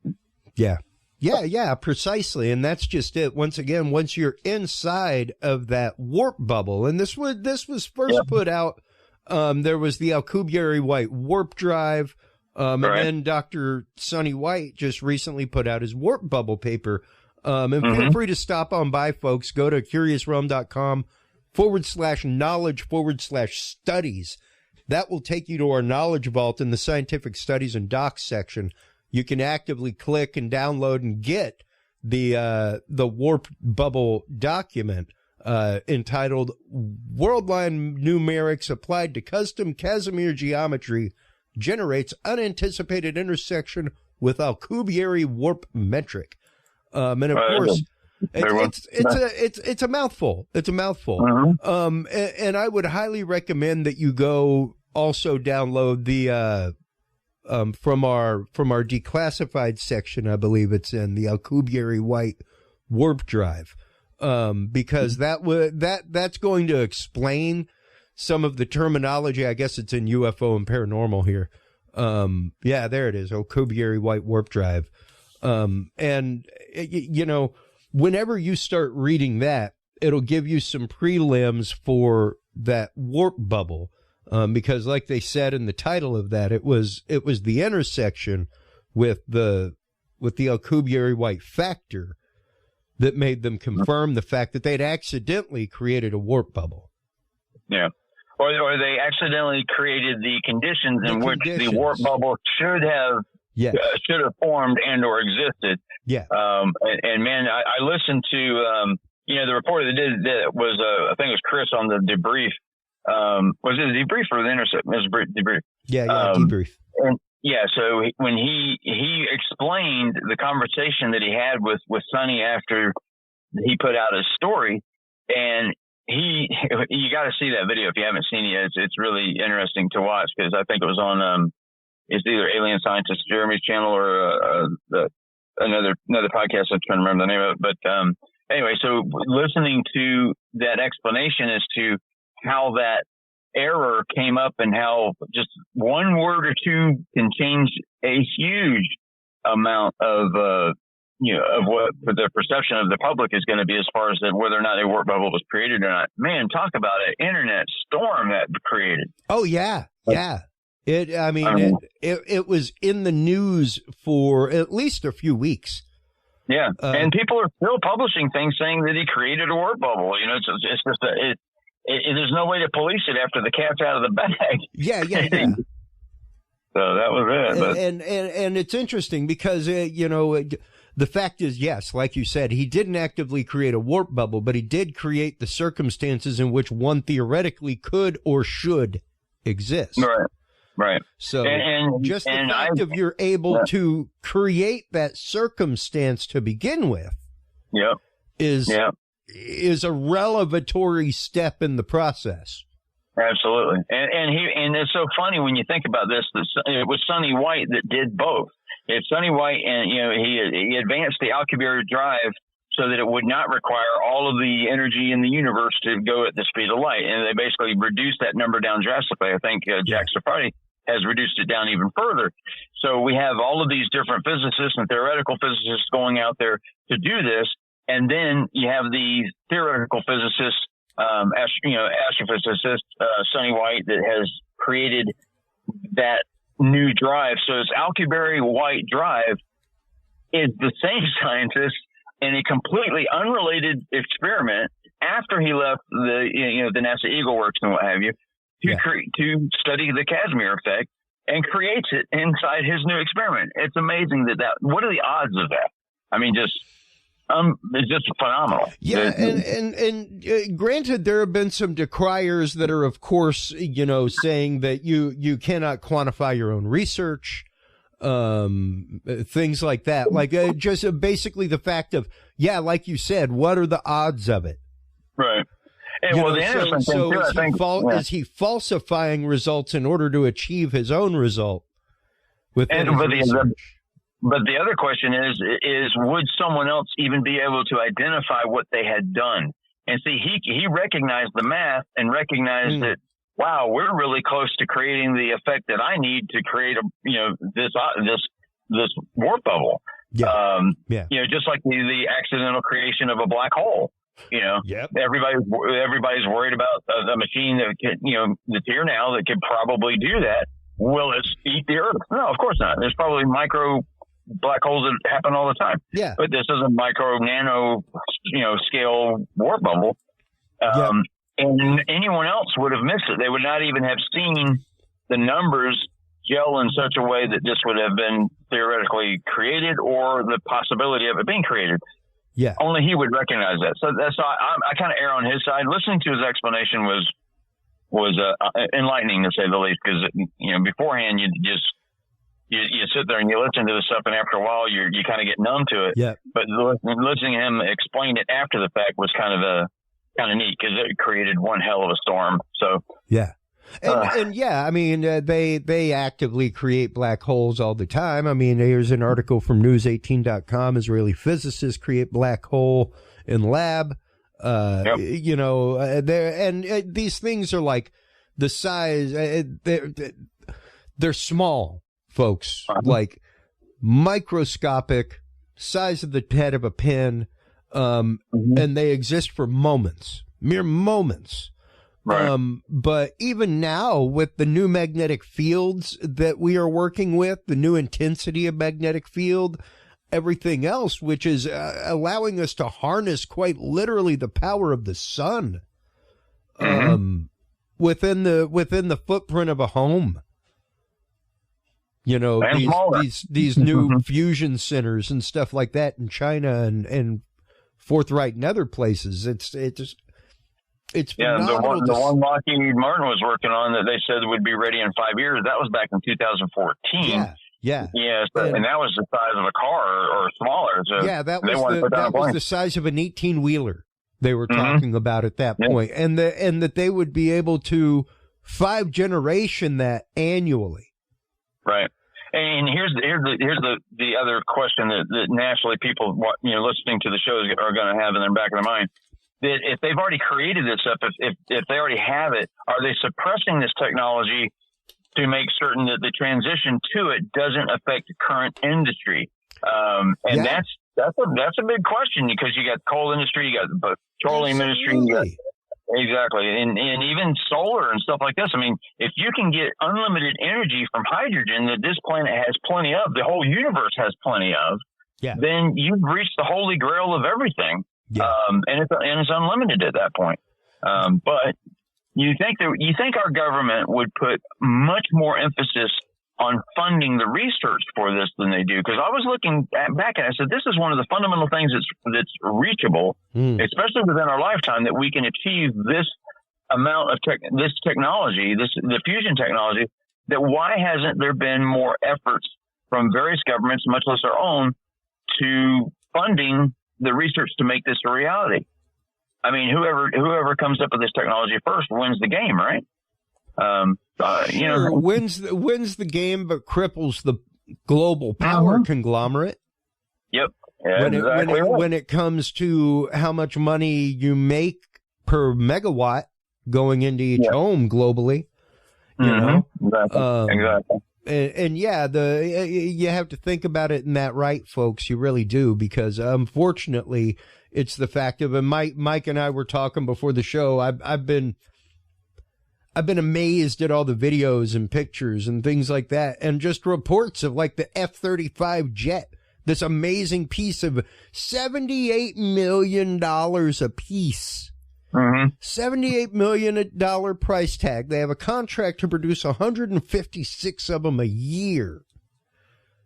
Yep. That is $96+ billion. That's a B, folks. That's like, it's insane.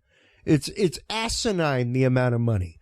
And yet still, as we say on the show all the time, Mike, we think it's some kind of kerfuffle to give people a hand up, not a handout. You know, like we couldn't afford to give everybody in the country $300 a month that's 18 and up. Yeah, we really could. We really could. You know, start doing the math real quick.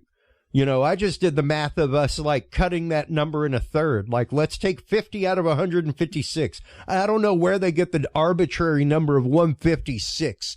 You know, like, well, you know, there's going to be some breakage. That's why we give you a baker's dozen of glasses, you know, because one of them's going to break on the stem. Probably because you can't fit 13 in the box. yeah. Oddly enough, we give you the planes in 13, but our carriers only hold 11.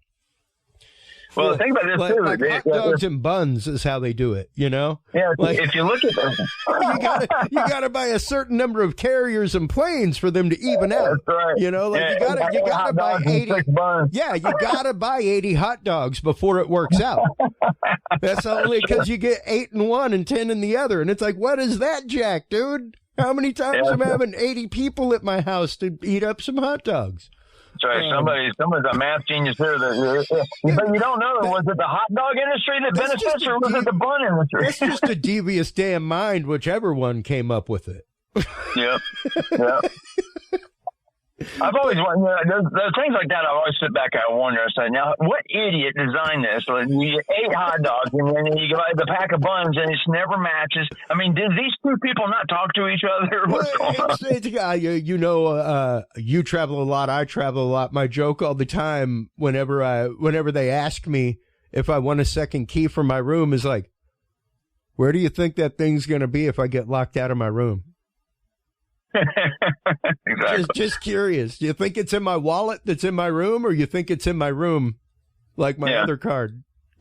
You're supposed to have the spare keys, so when you're at the bar and there's a cute girl, you just kind of hand it to her and walk away and then see what happens. Yeah, like put it under the inside of my shoe, you know, like a quarter when you're a kid, just in case you got to go home. Put it under the sole of your shoe. It's so funny because I've got like a whole stack of these hotel room keys that I have in my truck, and I look at them now and then I keep seeing the Mandalay Bay one that's obviously really interesting, but it's kind of a history of where you go. Yeah. And I checked into the Howard Johnson's a few weeks ago, or about 2 weeks ago, and the guy was trying to explain to me how you can't put a magnet next to that key here because blah blah blah. I said, it'll demagnetize the key. Yeah, it'll basically erase the strip or whatever. And I said, can you explain to me how that happens? And he goes, I said, do you know what's on that strip? It's gamma ferric oxide or anything like that? Does that sound familiar? And so I stumped the guy, and I was just trying to explain it. I was just playing with the guy, and I was like, look, I said, the odds of me magnetically screwing around with this key are one thing, but if you guys have that much of a problem that's the first thing you say to me when you give me the keys, you might want to switch to a different key set. You might want to get a different system rolling. Yeah, exactly. Upgrade your system because, it's like the 80s called, they want their room keys back. Well, and just to bring that back, talking about systems and updating systems, that was a lot of our original concept whenever we were talking about the Nimitz encounters, things like that, was the idea of the passive radar system that the Nimitz had and that other carriers in the fleet had at the time. And was it possibly a test between Air Force, Navy, without necessarily not without one branch knowing, but without like radar operators knowing? Well, and that's where my conversations with Kevin Day have actually come to fruition just in the last 2 weeks alone. I haven't even discussed this with you yet because I'm going to put the information out, but I did FOIA requests. Here's the question: when Kevin Day said that he saw objects in groups of 5 or 10 coming down from San Clemente Island, they would just appear just over San Clemente, and they would drop. Remember he said there's raining UFOs. They would drop from over 80,000 feet, come down to about 28,000 feet, track south at about 100 knots. So I started looking at this and I said, wow, I wonder what the velocity of the air or wind is at 28,000 feet. So I look it up, and sure enough, it's 100 knots on that date. So then I thought, well, then there's only a few objects that are affected by the wind. So, and I go, here we go again. I'm going to say that this UFO is probably a balloon, but I can't do that without anything to back it up. So sure enough, I realized that Kevin Day said the following thing. He said that he started noticing these on November 10th, and they stopped on November 16th. So On November 16th of that same year, 2004, was the test of the X-43 hypersonic missile. And so when that test happened, the week leading up to it, they had to check the wind speeds at various altitudes because it was going to launch from 24,000 feet and go up to 90 to 110,000 feet at hypervelocity, which means any air movement either way could cause a catastrophe for that object. And guess where? And it was testing in the exact same area where the Nimitz was. And the track for that object was 850 miles. So I started piecing this all together. I said, wow, this is really starting to be very coincidental that he was tracking 5 to 10 objects. So then I decided, let me contact NASA and find out what they did with the weather balloons. So sure enough, they launched 2 weather balloons from St. Nicholas Island, 2 weather balloons from Point Magoo, and 1 weather balloon from Vandenberg Air Force Base. There's your 5. And they did that at least twice a day up to the launch. But this was not seen on regular, weather balloon, tracking stations or whatever. This was all special balloons just for that one event. And so I contacted NASA, and the fastest FOIA I ever had, I contacted them like on the... Which I am actively showing on screen. Oh, you have it? Okay, perfect. I already knew where you were going, dude. That's awesome. That's how creepy our relationship is. Like, it's not creepy enough in your head. You need me in there. There you go. And because you and I are doing video, I don't get to see it. So, so if you look at it, you'll see the date on there. Well, I think I got it on the 12th or something like that, and I submitted it. You look at the difference between the date and the time I got that first answer back. That's amazing, because normally your FOIAs are going to be months or years in some cases. So I was amazed to get this back, but I received a phone call first, and then they actually let me talk to the weather station at Edwards Air Force Base, which was controlling all of that, all the weather phenomena. And guess what piece of information he gave me? And his name is Edward, by the way. The guy at Edwards Air Force Base happened to be named Edward. That was kind of funny. In the Office of Education. Office of Ed. Ed and the Office of Eds. I'm Mr. Ed.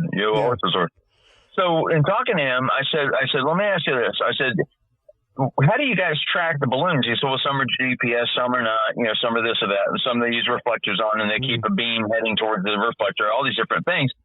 And he said, I explained to him, I said, what do you think the odds are that the balloons you guys are launching might be related to the Nimitz event of the UAP encounter?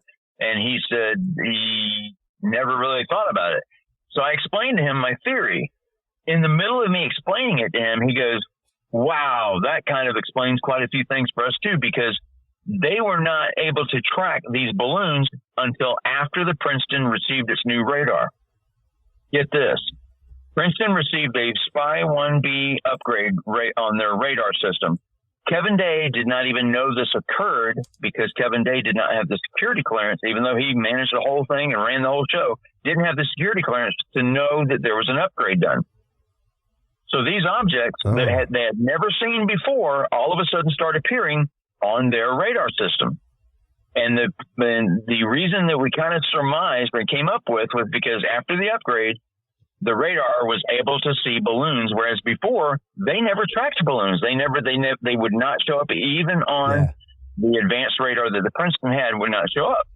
So fast forward, if you want. Sure, it's not a solid object, and whatever basket or payload it's carrying is normally about the size of a small child.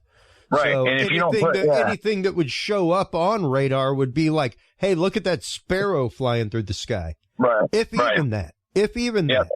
Unless they put reflectors on it, which they don't do. So when you fast forward now, and the Air Force was testing several other things at the same time. The Navy was testing some of the earlier versions of DRFM technology, which you and I have discussed before. Yep. And so if you factor in all of these different things, you start to form a picture of what may have actually occurred. And so it starts to make sense. But of course, when you go against the narrative of what a lot of people believe, then they naturally will fight back, which is fine. I prefer that. I don't want someone to just accept anything I say at face value. So I think I even did I send you the balloon data? Did you get that? I don't remember if I sent it. I can't remember if you sent me that or not, Michael. Yeah, okay. So I'm going to try to piece it together and put it in the form of a video that would make sense. So it makes a visual statement as to the point I'm trying to put across. Absolutely, but I mean, even still, I was just scrolling through all the specs of the phased array that you're talking about, the Spy 1B and everything and all that. And whenever you're talking about, especially the new weaponry that isn't even like theoretical, does it exist? They proudly admit that we have hypersonic technology. We are still testing our hypersonic missile. We have yet to have a full-on successful go with the hypersonic missile, but we know Russia has them. We know China has them. China has them, yep. So... And the railgun is effectively a hypersonic missile launcher when you think about it. Absolutely. And, you know, I've had people in the group be like, oh, well, you know, a laser will handle that. Well, you got to be able to target something that's going hypersonically, number one. And not that we don't have some great systems out there beyond Patriot, like Iron Dome, things like that are out there now. Multiple target tracking systems, all kinds of stuff. It's like the Princeton AI-boosted systems. Yeah, the Princeton can track over 100,000 objects at one time. Yeah, I mean, and that's a classified number, but it's not that big of a deal because whatever. But I mean, the thing is, the whole purpose behind the passive as opposed to the active is by the time an active radar ping got back to you, right? Yeah, the distance between that object and your reading would be vast. Yeah, it might be on you. There would be no way to accurately be like, it's this far away, Captain. Like, no way. Because you're waiting for that disc to turn around. 10,000 miles an hour. So by the time that boom goes bing, whenever the radar comes back, it may be quiet where you are now. That's a lot of eerily quiet. Well, see, and here's the cool thing about Spy 1B radar. It has different modes that you can put it on. This is not widely known to the public, but if you put it in a mode that does not track objects moving that fast, meaning ballistic mode. So it has a mode where it can track ballistic missiles coming in. Sure. And it was not in that mode. So it would show objects that were blipping across the screen and trying to piece it together and saying that these are the exact same object. Well, all of the radar signatures off of a weather balloon would be identical between one or another. It would appear the same on radar. And so that's one of the other things that I'll have to, put into this whole theory that I have of what actually occurred. And so everything makes sense. Yeah. But you're right. Like the E2 Hawkeye, that has the radar disk that's moving around at the top, and by the time that thing swings back around, those objects would have traveled hundreds of miles, possibly.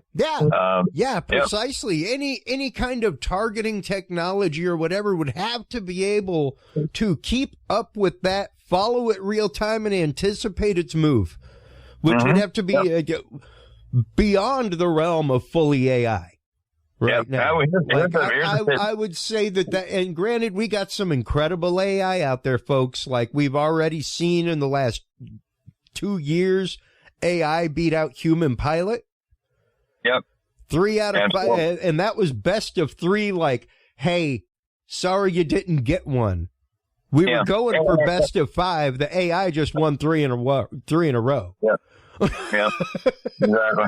And just like it won the what was that game in China? The the game where an AI program actually beat the hardest game where you had to remember all these different combinations. Not like chess where Kasparov was beaten by Deep Blue. Then you have Google that went out and beat the guy that was the head of the game. What was it? Whatever the game is in China, I can't remember. It's Macular or something like that. I can't remember the name of it. But so you have that. And then fast forward to 2015 with the second incident involving an aircraft carrier during its training, during its workups to go on a cruise. And you have these objects that are appearing, according to Ryan Graves, who was a pilot. He said they were seeing them every day for 2.5 years. But he did release some information that made me think something else again. I know it was the tidbits of information that someone might not pick up on. But one of the things he said was that, they talked about the object, the cube and the sphere. Remember that? Yeah. That was the plane. The plane was flying along and this object flew past him. When in fact, when he was asked more about it, he said, well, actually, he thinks that the object was stationary and they flew by it. Immediately that patent came up in my mind about the reflector that is a cube inside of a sphere. That's what they saw. And I was wondering, when do they use this? So Ryan Graves was asked a poignant question. The question was how many of these objects did the pilots report seeing with their own eyes? Out of the 100, obviously it had to be hundreds, because if they're seeing them every day for 2.5 years, he said that they saw probably 8 to 12, and every single one of those the visuals on that object were all the cube and the sphere, and that tells me that Mercury Systems, which creates a DRFM technology that they were using on the Roosevelt, I have confirmed that they tend to use these reflectors to push the energy wave out further. It's just like you lose line of sight over over a certain distance of the horizon.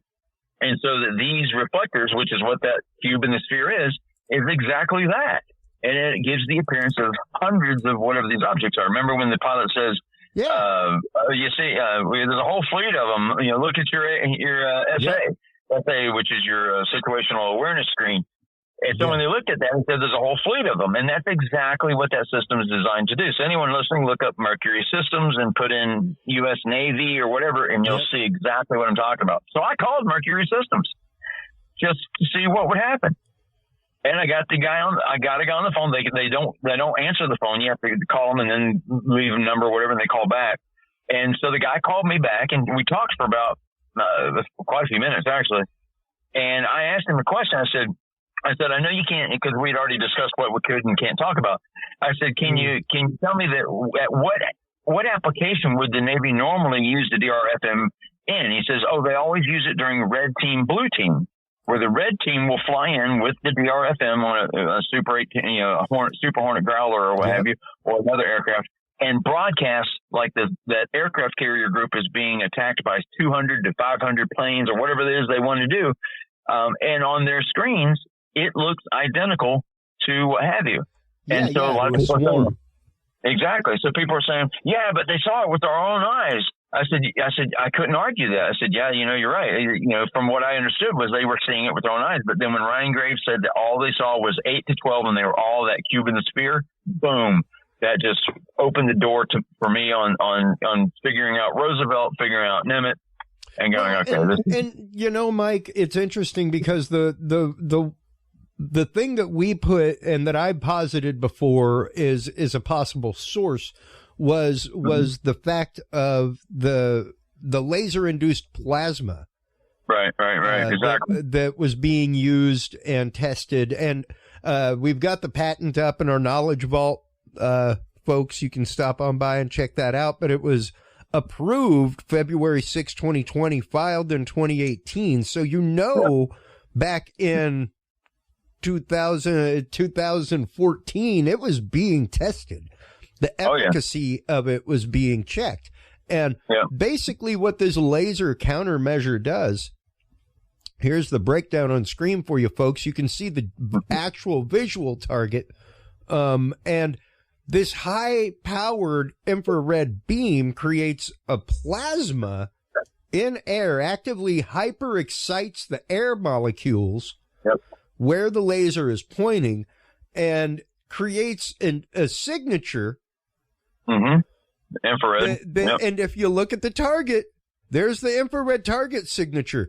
Oddly enough, looks almost exactly like what the Tic Tacs look like on the infrared. And if you notice, there has not been a single video released of them that is not infrared. That's right. That is not forward-looking infrared.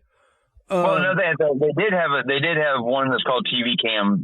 One of those, they showed the object, and that was the FLIR 1 video. But we already figured out what that one is. So it's that's the Batman balloon. No. The FLIR 1 video is actually picked at.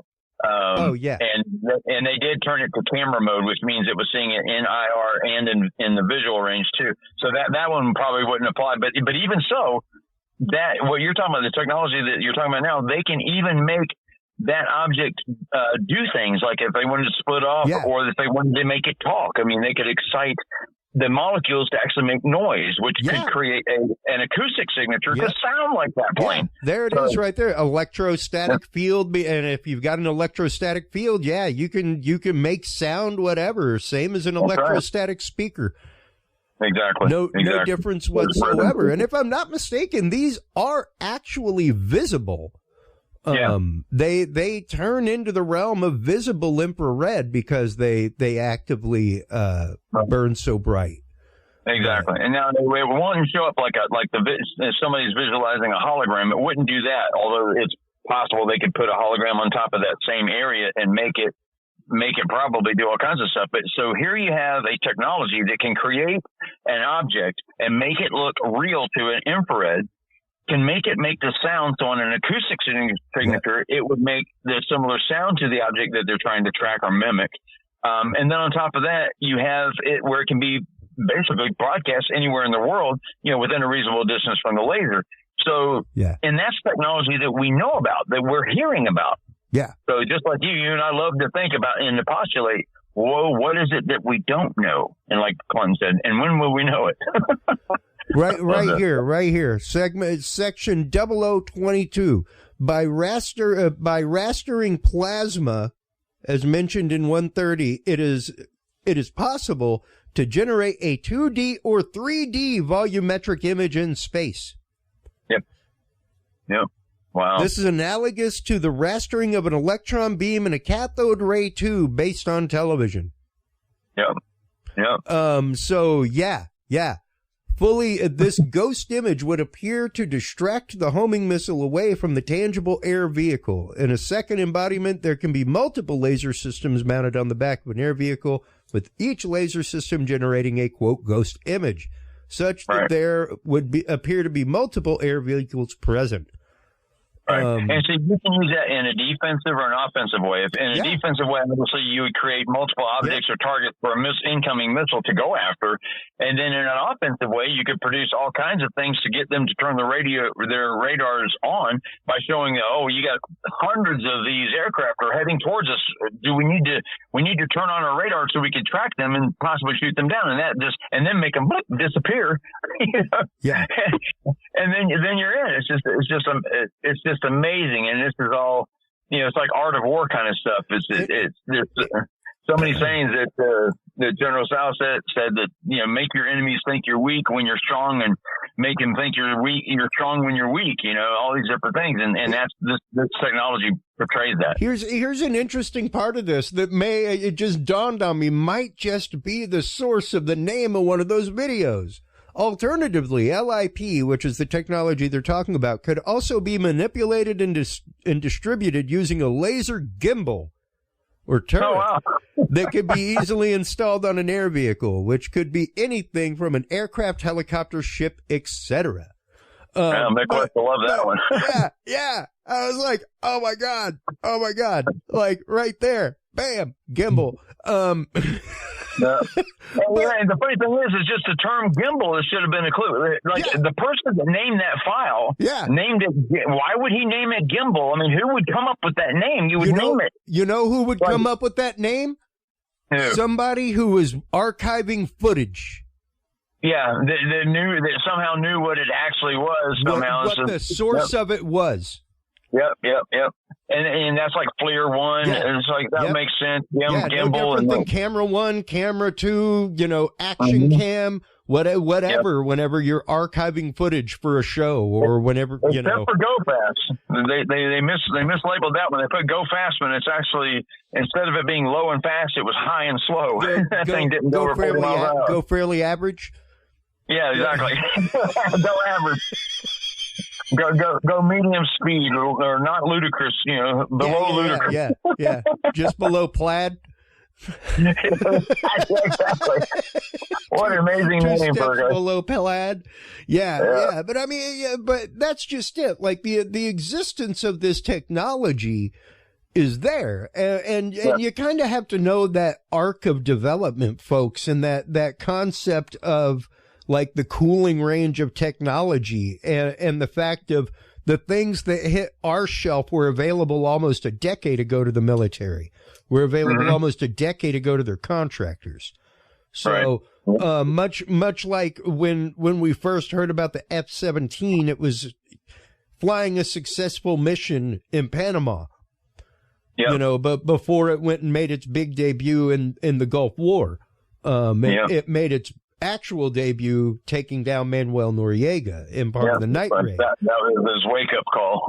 and that's when we found out we had this stealth airplane that could do this, that had been flying for 20 years. They've been testing this thing for 20 years, folks, like straight up on CNN. Said that this thing had been flying over our head for 20 years. And it was amazing that they were able to keep that secret for that long, because that's not normally indicative of the military being able to keep a secret. And so this one, they did quite well. Even contractors being able to keep that secret that long. And Skunk Works. And then you got Lucky Martin Skunk Works bringing out like the manta looking thing that they had. You know, it's going to be a drone. And I remember when I was there, I can't remember if it's it's on my it may be on the video that I have on my channel where I'm showing me at Skunk Works. And of course security was having fun with me. That was funny. But so anyway, so I filmed some stuff at Skunk Works, and when I did, I aimed the camera a certain direction, and that's when you see the security start moving around, and I'm like, oh God, I guess I aimed it the wrong way, but I zoomed in on it anyway. But it's just the parts for some new drones that were coming out. And, you know, it's just amazing things that I mean, if we're seeing whatever we're seeing now, and of course we always contemplate, God, I mean, you know, they had been in development for 5 to 10 years. What do they have now that we don't see? And that's where you kind of get some inside information when you just hang around some of these places, and people they don't necessarily talk like they're divulging secrets. Like a lot of people say, well, no one's going to tell you a secret. But yeah, they kind of will. They kind of do. Yeah, absolutely. Feel free to listen close. You know, and feel free to listen with a kind ear, folks. Yeah, or buy them a couple of beers at the local VFW, and there you go. There you go. Yeah. Well, and I mean, even here lately, there was the thing about like the satellite snapping an image of a top secret aircraft. I've got it up on screen right now. It's at like the new the New Zealand Herald? But yeah. I guarantee you that is not an image of the actual aircraft, folks. What you were looking at is like straight up printed on the surface of that canvas. Oh, they made like an image to make it look like something. Yeah, like the background of it, like you can clearly see right here where the sun is shining almost equally off of the plastic. Things like that. They don't, you know what you don't do? Hide things under clear Visqueen. Not even military, and this is no insult to you, but not even military contractors are that stupid. Did they say what basis was this? Is that Area because 51? Okay, Area 51. This is out of like the war zone wire, you know. You may be looking at the baby image of the SR-72 because they made a smaller version of it. Sure, if it's triangular shaped with a noticeable hump all the way down the center line, is that what you're looking at? Kind of like that, sure. Okay. Does that have a diamond thing? It's definitely a delta. It's a delta-shaped craft with a small bump for the exhaust. You know? Definitely matching the description that you're talking about. However, I guarantee you that this is not a clear tent over the SR-72. Whatever it is printed on the top of that tent. You know, the same way that they would print like a micro camo pattern. If it's the air tent that they move these things in, is it on a runway or is it on a road like leading up to a runway? Or it's on a side road outside of a hangar. Okay, yeah, that's the air tent. Okay, so yeah, that's a transport. That may actually be it. Not a printed thing. That may actually be the aircraft. Oh wow! They move these. And here's the thing: it's let me think if I can say this or not. Don't say it if you can't. No, I won't. But if you want to, I do not hinder free speech. Okay, well, the reason for everybody's going to wonder the reason for the tent. Why would they have this over the clear tent or whatever? The air tent that's put over these things is because of the hypergolic fuels that this thing uses. So they still need to be able to see and whatever and do that. But why the top of this thing is clear? I always had that same question. This whole thing is like a boy in the bubble kind of thing. It kind of looks like a bubble tent, right? Like it's inflated it looks like Visqueen. Okay. I mean, it looks like they're like getting ready to paint the inside of it. Yeah. You know, like it looks like clear plastic, like what we're asked to like put over the floor of hotels to not. There you go. To not jack up the floor with our cases, you know, that kind of stuff. Yeah, that's too funny that somebody snapped a picture of that. That's amazing. Like it's funny because I mean I didn't even realize I'd seen it on the drive. I'd seen it other places. I posted it on the Curious Realm group, all that kind of stuff. But I didn't realize that the War Zone had picked it up. Okay. And that gives it a little bit different credence at that point, as far as like you said, it possibly not being a printed distraction, you know, a known camouflage technique, so to speak. Yeah, that's weird that they would do that. This is a daytime photo? Oh, yeah, like broad daylight. Wow. Like there is this is like few hours before golden hour, dude. Wow. Like, yeah, because they roll it out in that. I've seen something similar to this, but they roll it out inside that air bubble thing, whatever you want to call it, the air tent, because of the hypergolic fuels, and plus the shield it from dust and stuff. Because the instruments are so sensitive on the thing, they shield it from dust. Yeah, I was gonna say, the extreme temperatures that they're dealing with out there, the sensors could go wild and just not operate to begin with. If they're getting direct sunlight or something like that without airflow over them. Yeah, so this tent structure actually they created it to have a positive airflow. So it's just like when you walk into a hotel, you always feel the wind coming out. That creates a positive air pressure on the inside. So it has that, keeps dust off the unit. They don't have to worry about, they can sit there on the pad waiting for as long as it wants. And they normally roll it out from the hangar. So normally it's like, each one has its own bubble they can roll it out with. Wow, that's amazing. And that's actually shown. That's crazy. Look it up. Look it up. Where's it at? On the, you said the New Zealand something? Yeah. This is nzherald.co.nz. Like a member of Five Eye country, actually. And why New Zealand is a Five Eye country is kind of odd, but a Five Eye country actually has a newspaper that printed a probably highly classified image. That's amazing. Yeah, I mean, it comes out of news.com.australia. It was released all over the place. Wow. So yeah, really interesting. That was just a few days ago. I want to say maybe 2 or 3 days ago that popped up. Right. So I gotta catch up on that. Yeah. I mean, really interesting. And the first thing I said whenever somebody responded, one of my friends in the group was like, "Oh, looks like that thing's painted on top." I was like, "Absolutely, looks like a traditional old school camouflage job." Like exactly what you would do to like make things look different from the air. Paint it to look like the ground and put like a helicopter with the blades put back. Yeah, it's like all the blow up. They had these tanks that were actually you can blow them up with an air gun. And then Russia had a whole bunch of missiles that they put out during their May Day parade or whatever. That were clearly made out of wood.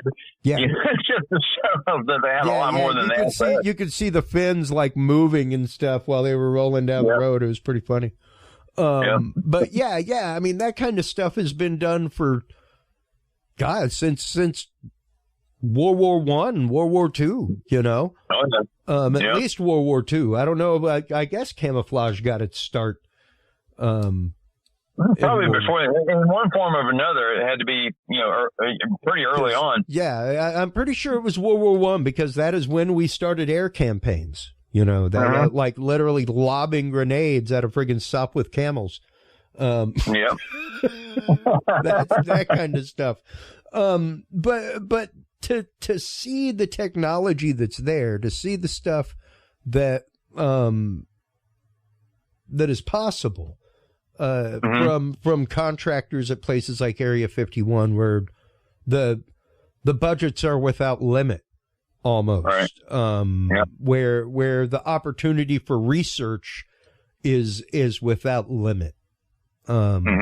It's pretty interesting to see some of the technology that comes out of that, and the whole premise that I have held from all of this disclosure, be it soft or whatever you want to call it, folks, is the next realm of technology. The only way it will be explained is that it was reverse engineered at some point. That we found something, like whether it was given to us, whether we found it, whether it was shot down or crashed and we recovered it, whatever. Did you see the interview on with Kurt Jamongle on Theories of Everything with Linda Mountain Howe? No, I didn't. Oh my God, what a total meltdown, dude! You have got anyone listening to this that knows about Linda, and she's obviously an icon in the paranormal world and what have you, dating back to the crop circles, cattle mutilation. She's the original cattle mutilation investigator. Exactly. Yeah, exactly. So she there was a basic meltdown at the end of her interview with Kurt, and it was probably too late. They were shutting it down, and it went sideways fast, and it's something that you have to see. So yeah, definitely look at that. I'm sure that's on her website, Earth Files. Oh no, it won't be on her site. No, she had a meltdown. It was not pretty. But it was. She had the meltdown. She had the meltdown. Yeah, she sure did. Kurt asked her a couple of questions that she just went off on him. And the whole interview was awesome. I mean, she's a very well-spoken. She's an award. Yes. I mean, the girl's got Pulitzer Prizes and stuff like this. So she's an award-winning journalist who felt like her credibility was being attacked. And not that I would know anything about that happening, but she felt that, and she responded in kind. And I sent Kurt a couple of questions to ask her about, the metamaterials and did she have any other metamaterials, because she sold that piece to Tom DeLonge for $33,000 to cover her expenses that she had for a while. And I was wondering, she had to have kept another piece, and sure enough, she did. Yeah. That's of the bismuth. So yeah, definitely watch that. I know we don't.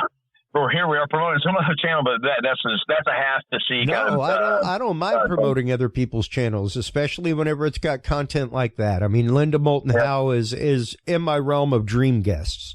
Exactly. Somebody that I want to interview, because her work has been so vast in the field of paranormal research, in the field of UFOs, ufology.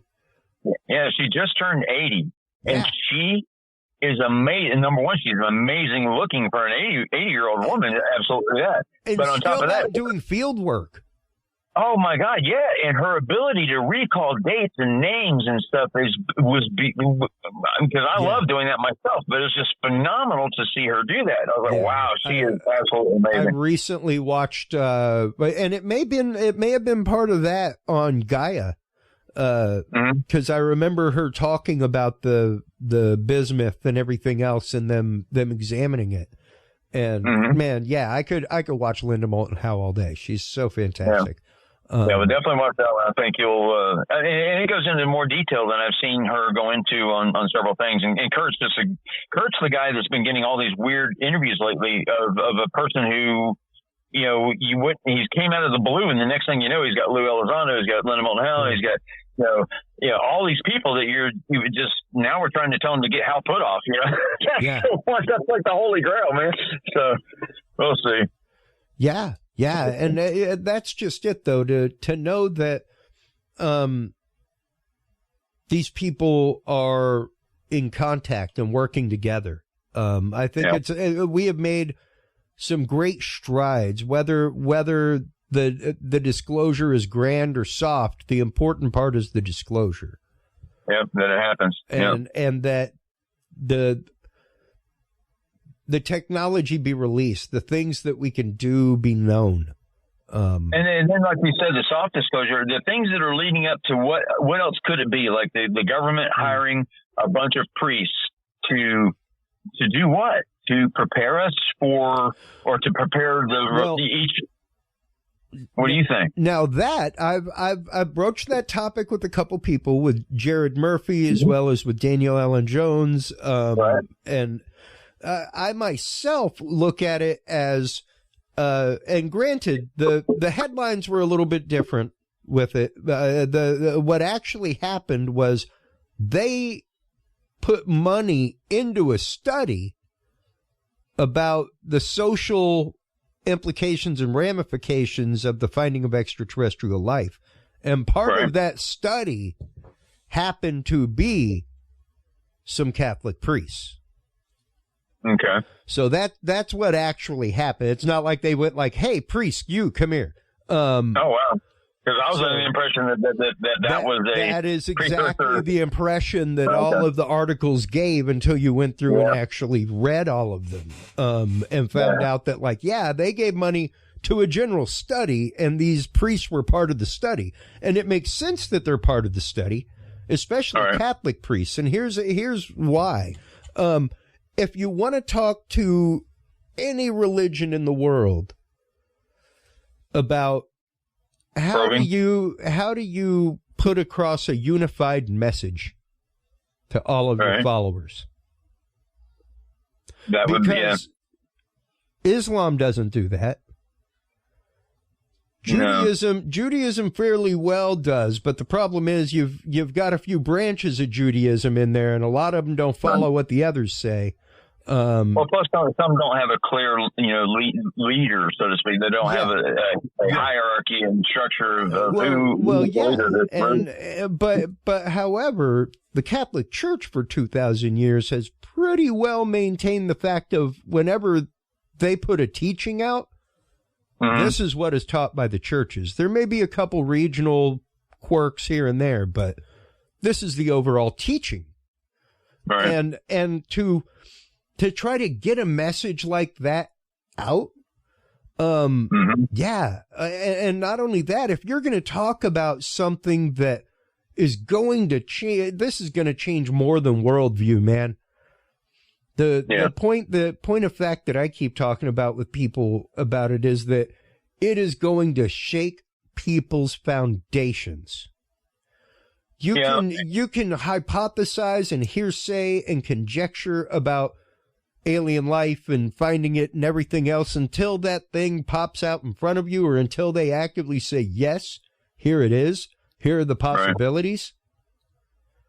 You have to wonder exactly how, it's one thing how the actual institution of the religious institutions, meaning the actual churches themselves, will respond to it, as opposed to, say, the parishioners that go to these institutions. Exactly. It might be two different things that may happen, because, one has a lot to lose and the other can just basically say, well, the church came out almost a decade ago now. I want to say it was 2012, and said, any finding of life beyond our sphere does not interfere with the glory of God, does not interfere with God's creation.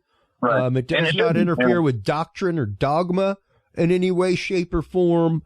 So no harm, no foul if we come across extraterrestrial life. It's only the religions that actually push the thought that we are unique and we are special. Oh, sure.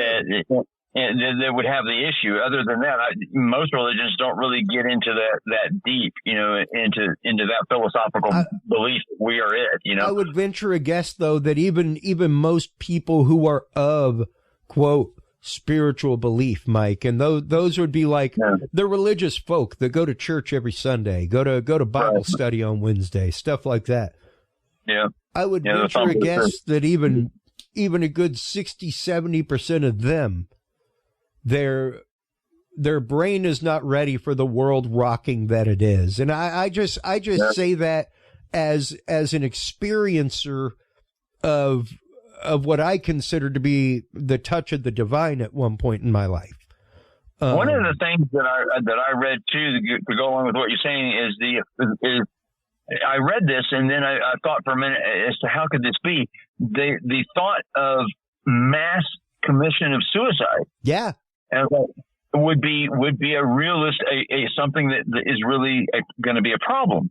And I'm not a religious person at all. And so it was very difficult pill for me to swallow there as to why would this affect someone's, individual beliefs or make them want to commit suicide. And once you read into it, I was like, oh, wow. Okay. It's starting to make a little sense. It got really deep and really dark. Probably we don't want to go. You're talking about the paradigm with which you have defined yourself no longer exists. Yeah, exactly. And when that happens, the reason to live, the world can come crushing down on you. Right. And it took me years to understand the wisdom of the small things that happened in the seminary that drove me nuts as a seminarian, and to see the wisdom behind them. It took like a good 10 years down the road for me to go, oh, that's why they allowed that. Because if you can't deal with it from the dude that you have like cereal with in the morning and go to morning prayer with and live across the hall from, how are you going to be in charge of that person that's doing that? How are you going to be the pastor at a church with 20 people like that working underneath you? Exactly. And there really is that tearing down and rebuilding up of you as a different person, and that purposeful, let's destroy what is there and rebuild it. And not everybody can handle that destruction part. Yeah. Not everybody handles that destruction part well. Same thing in the military. Not everybody handles the boot camp well. No, or even the other factor is they may be able to handle the destruction part of it, but the rebuilding is going to be the bigger question. Rebuilding to what? What is that going to mean? I mean, it could be anywhere in between. So there's a lot of unanswered questions there that's make it. You are talking about an existential crisis of literally biblical proportions, real wrath of God type stuff. Exactly. But I mean, you're going to deal with a whole bunch of people that really just figured out that they are in a colony and that they are an ant. That's the equivalent, and that's going to be a hard realization for a lot of folk. I'm not going to say it won't be a hard realization for me when it happens, but I definitely look at it as the fact of more a matter of time than a when or if. I think another question is going to be is what will it change? I mean, the disclosure, does it mean that they've been visiting us, blah, blah, blah. Now they're going to visit us openly and we're just going to have to get used to it. Like we go to the bar and it's going to be a scene like from the Star Wars Cantina scene. Is that going to happen? Or is this something that they're just going to say, yes, other life exists. We have been contacted, but it's not like they're going to be coming here anytime soon. Yeah. They're checking, who knows what it'll be. Like I said, my call is the fact of, yes, we have been visited. We have found things. We have recovered things. This is where some of our technology is coming from. Because that's going to be the only way you're going to be able to explain the next leap of technology. And the only way that you're going to be able to make money off of it is to be able to release it. And you're going to have to explain where the hell you got it from. Yep, it's going to circle out somewhere. Somebody's going to buy some military surplus at an auction somewhere and go, hey, what is this? No, I mean, when you're talking about the sci-fi stuff that we're talking about, man, when you're talking about hypersonic missiles, when you're talking about the ways and means by which to track them and target them and take them out, stuff like that. That is, once again, AI and technology on another level, folks. When you're talking about metamaterials, the size of one slice of atom, that that are conducting electricity in new and amazing ways and giving us whole new possibilities.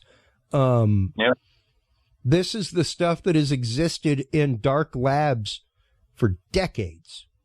Yeah. This is the stuff that makes the Have Blue program that F-17s and B-2s are born out of, that happened 15 years before those things were ever in the sky. Yeah. And flying. DARPA has a project that's called Open Catalog. Yep. And I haven't really done anything with it for actually a good while now. But that open catalog, just by the mere existence of an open catalog, the next thought is there a closed catalog? What do they do there? But the open catalog is cool because it's everything is almost open source. It's like you go in, they have a project that they're working on, or they have a question that's brought up. It's called a DARPA Hard, which is a technology that doesn't exist, and the technology to create the technology does not exist. So they have to create almost a whole new industry just to get the technology to a point where they can utilize it in what they brought up with to begin with. Like a think tank will come up with a solution to a problem, but the solution doesn't exist, nor the technology for the solution exists. And that's where it gets into some really, really deep thought processes there. It's just like you said, the plastic that's stronger than steel, right? It's 4 or 5 times stronger than steel.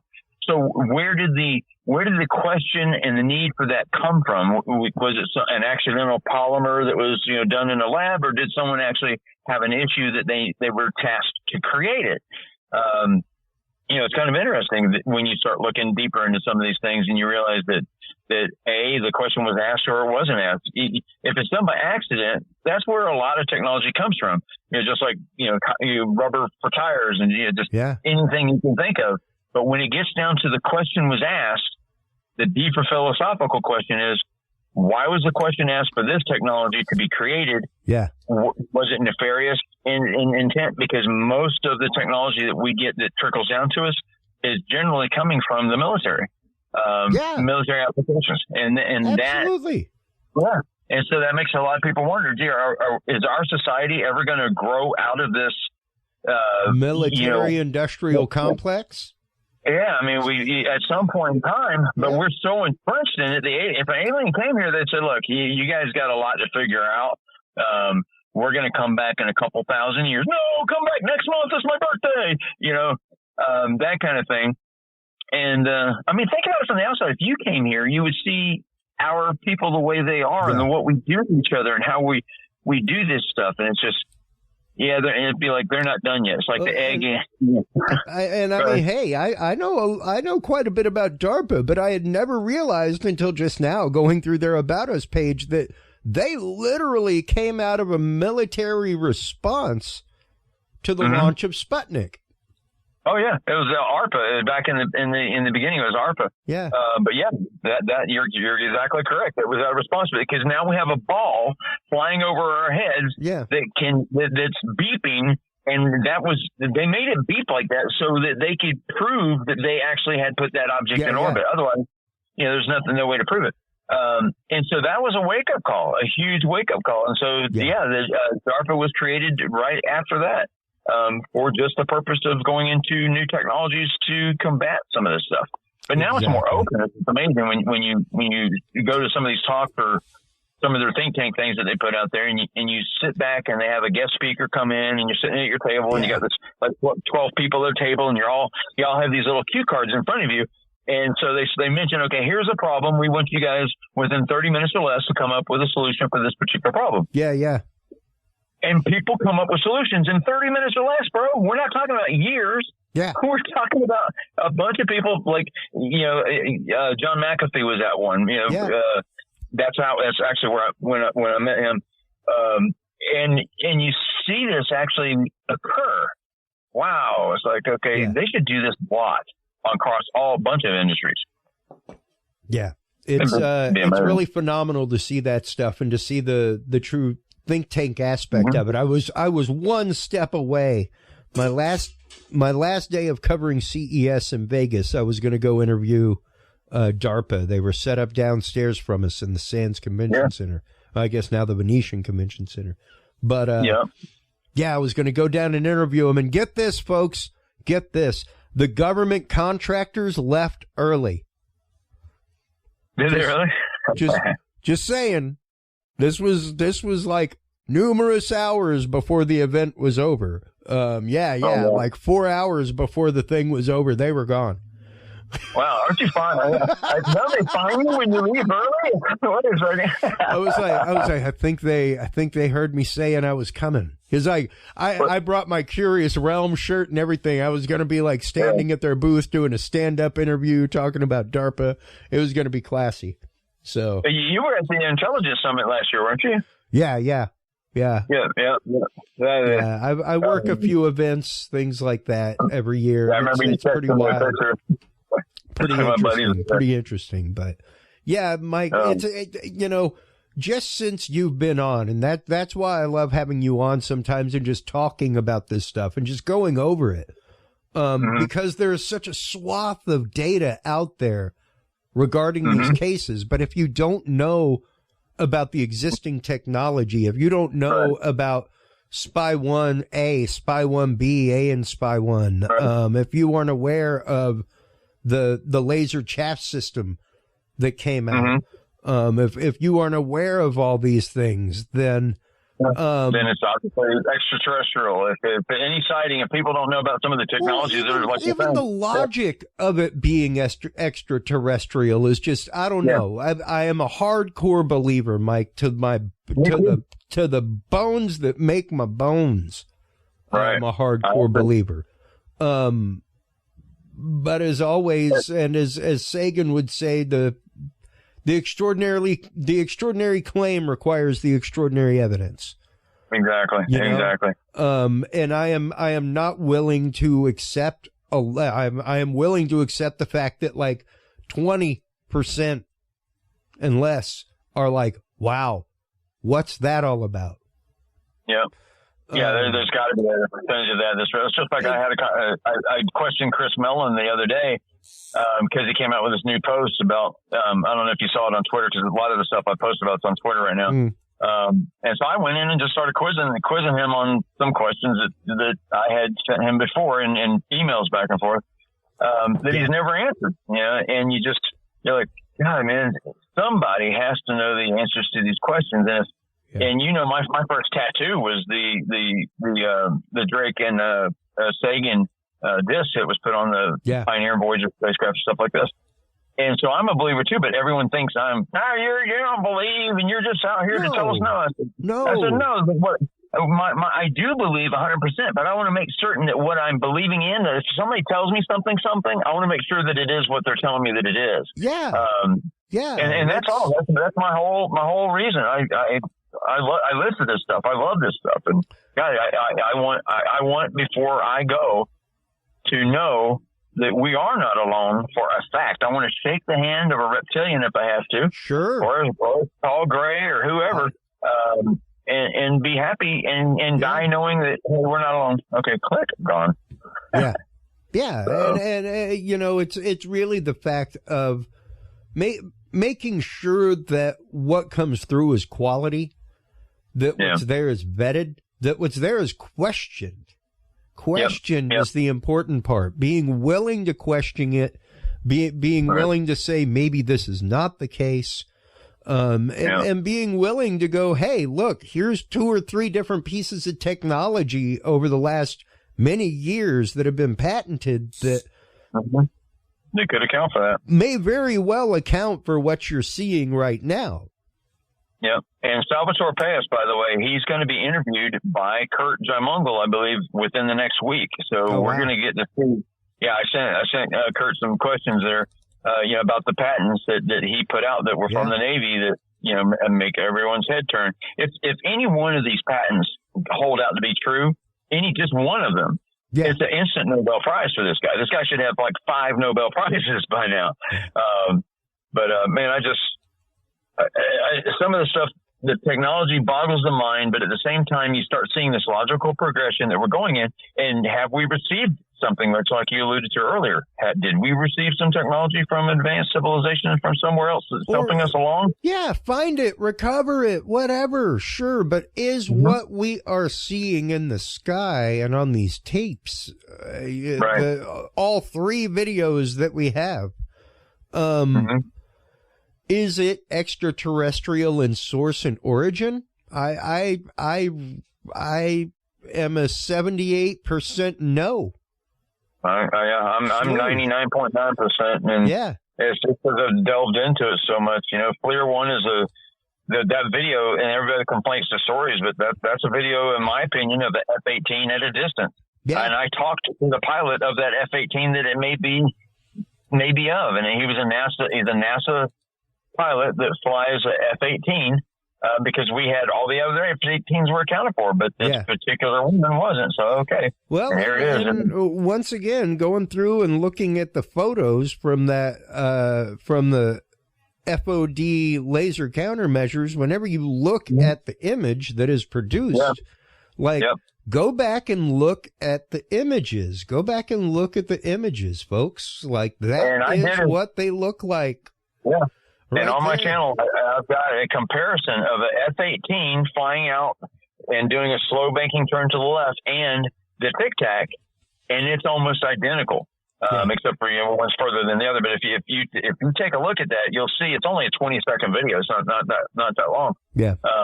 But it's it's a comparison. It's and Dave Fouke, who does FLIR work, but not at FLIR, but he works on FLIR, produced that video to show that it was not a F-18 or what have you. And then I put the two side by side. Man, if they don't look the same, I need to get a different profession. But so I want the answer so bad.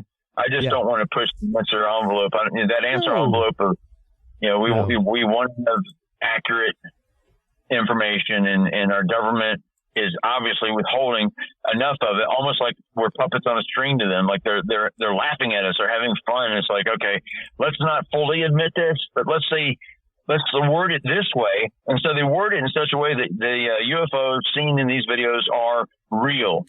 And of course, what happened after that? A huge not backlash, but a huge group of people come out and say, "Oh, there's the proof now that these UFOs are alien in existence, and that's where they come from." That's not what it said. No, it said that they are an actual thing. Like, what you're seeing is not a trick of camera. Right. It's not made in Adobe After Effects. Right. It's not made in like Unreal Engine. This is real, actual video from a forward-looking camera pod. Yeah, and it's exactly as they saw it back then, except for the video.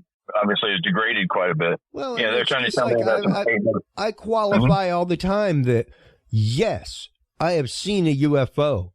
No, I have not seen a flying saucer. Right. There you go. I have not seen what I believe to be an alien craft. Have I seen a huge object amorphously traveling through the sky with other people with me? Yes. Yes. That was a genuine bona fide UFO, unidentified flying object. I did see a flying saucer. Just because you ticked off your girlfriend and she threw a saucer at you. You saw where I was going with that. Yep, my first wife threw a saucer at me, and I just remembered that. I said, I saw a flying saucer. I didn't get this glass eye from nothing. Taking right up the bottom of her coffee and flew across the room. I was like, what the hell is this all about? Right. Wung it right at me. But, Mike, I want to thank you for always coming on, man. Always being so candid with the information. Always the knowledge bombs that you drop and the rabbit holes that we travel down are always so great. So much fun. I want to thank you for and for always just standing in. You and Dr. John Hall, who you were actively standing in for. Oh, okay. Yeah. He was booked to be on here and then ended up coming down with an illness from his daughter that apparently he not chickenpox or anything, but he never had it as a kid. So it's like busy putting the whip down on him right now.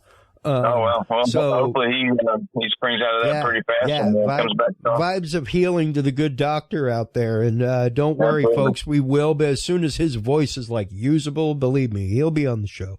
But you and Dr. John Hall have done so much for this show in so many ways. And a lot of that is literally just being like you were yesterday when I was like, hey, man, had a guest drop out. You available for a pre-record segment tomorrow? Yeah. And I instantly replied, sure. Yeah. like not even a second went by. I was like, sure. and that's just it. So, Mike, thank you. Thank you, buddy. Well, let everybody know where they can go to subscribe, follow, where they can go to come join the conversation, all that good stuff. Right now, my primary outlet, which has been laxed a little bit because of the Afghanistan situation, where I haven't been able to produce videos as often as I wanted to. But 5x5 News on YouTube. You can also catch me on Twitter, which is where I have multiple conversations going on with a lot of groups of people. So either on Twitter at 5x5 News or on YouTube 5x5 News. That's all you got to remember, and I appreciate it. Absolutely, man. Absolutely. And of course, folks, while you're up, please do hold the line while we sign off everything else here, Mike. While you're online checking all that out, you can also, of course, stop on by and subscribe to Mike's YouTube channel and everything else directly on our curiousrealm.com/videos page. Stop on by, check that out. You can see videos from all of our guests, including Mike Turber and 5x5 News. You can subscribe to them all right there. Stop on by curiousrealm.com/store. Stop on by Facebook. Join the conversation in the Curious Realm group. That is where we have all kinds of conversations about these topics. It's where we draw the articles for the news of the week, all that good stuff. Until next time, everybody, take care of yourselves, take care of each other, and remember, stay curious. We'll talk to you soon. Bye-bye.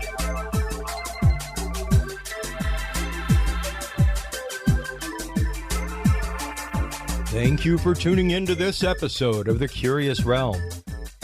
Stay tuned for more guests, forbidden topics, and hidden truths. Download the official Curious Realm app and view the Knowledge Vault on our website, curiousrealm.com. Follow us on social media by searching Curious Realm. Curious Realm is available on your favorite podcast services, as well as YouTube, Roku, Amazon Fire, and Apple TV through the APR TV app, available on all app markets. Curious Realm is a proud member of the HC Universal Network family of podcasts.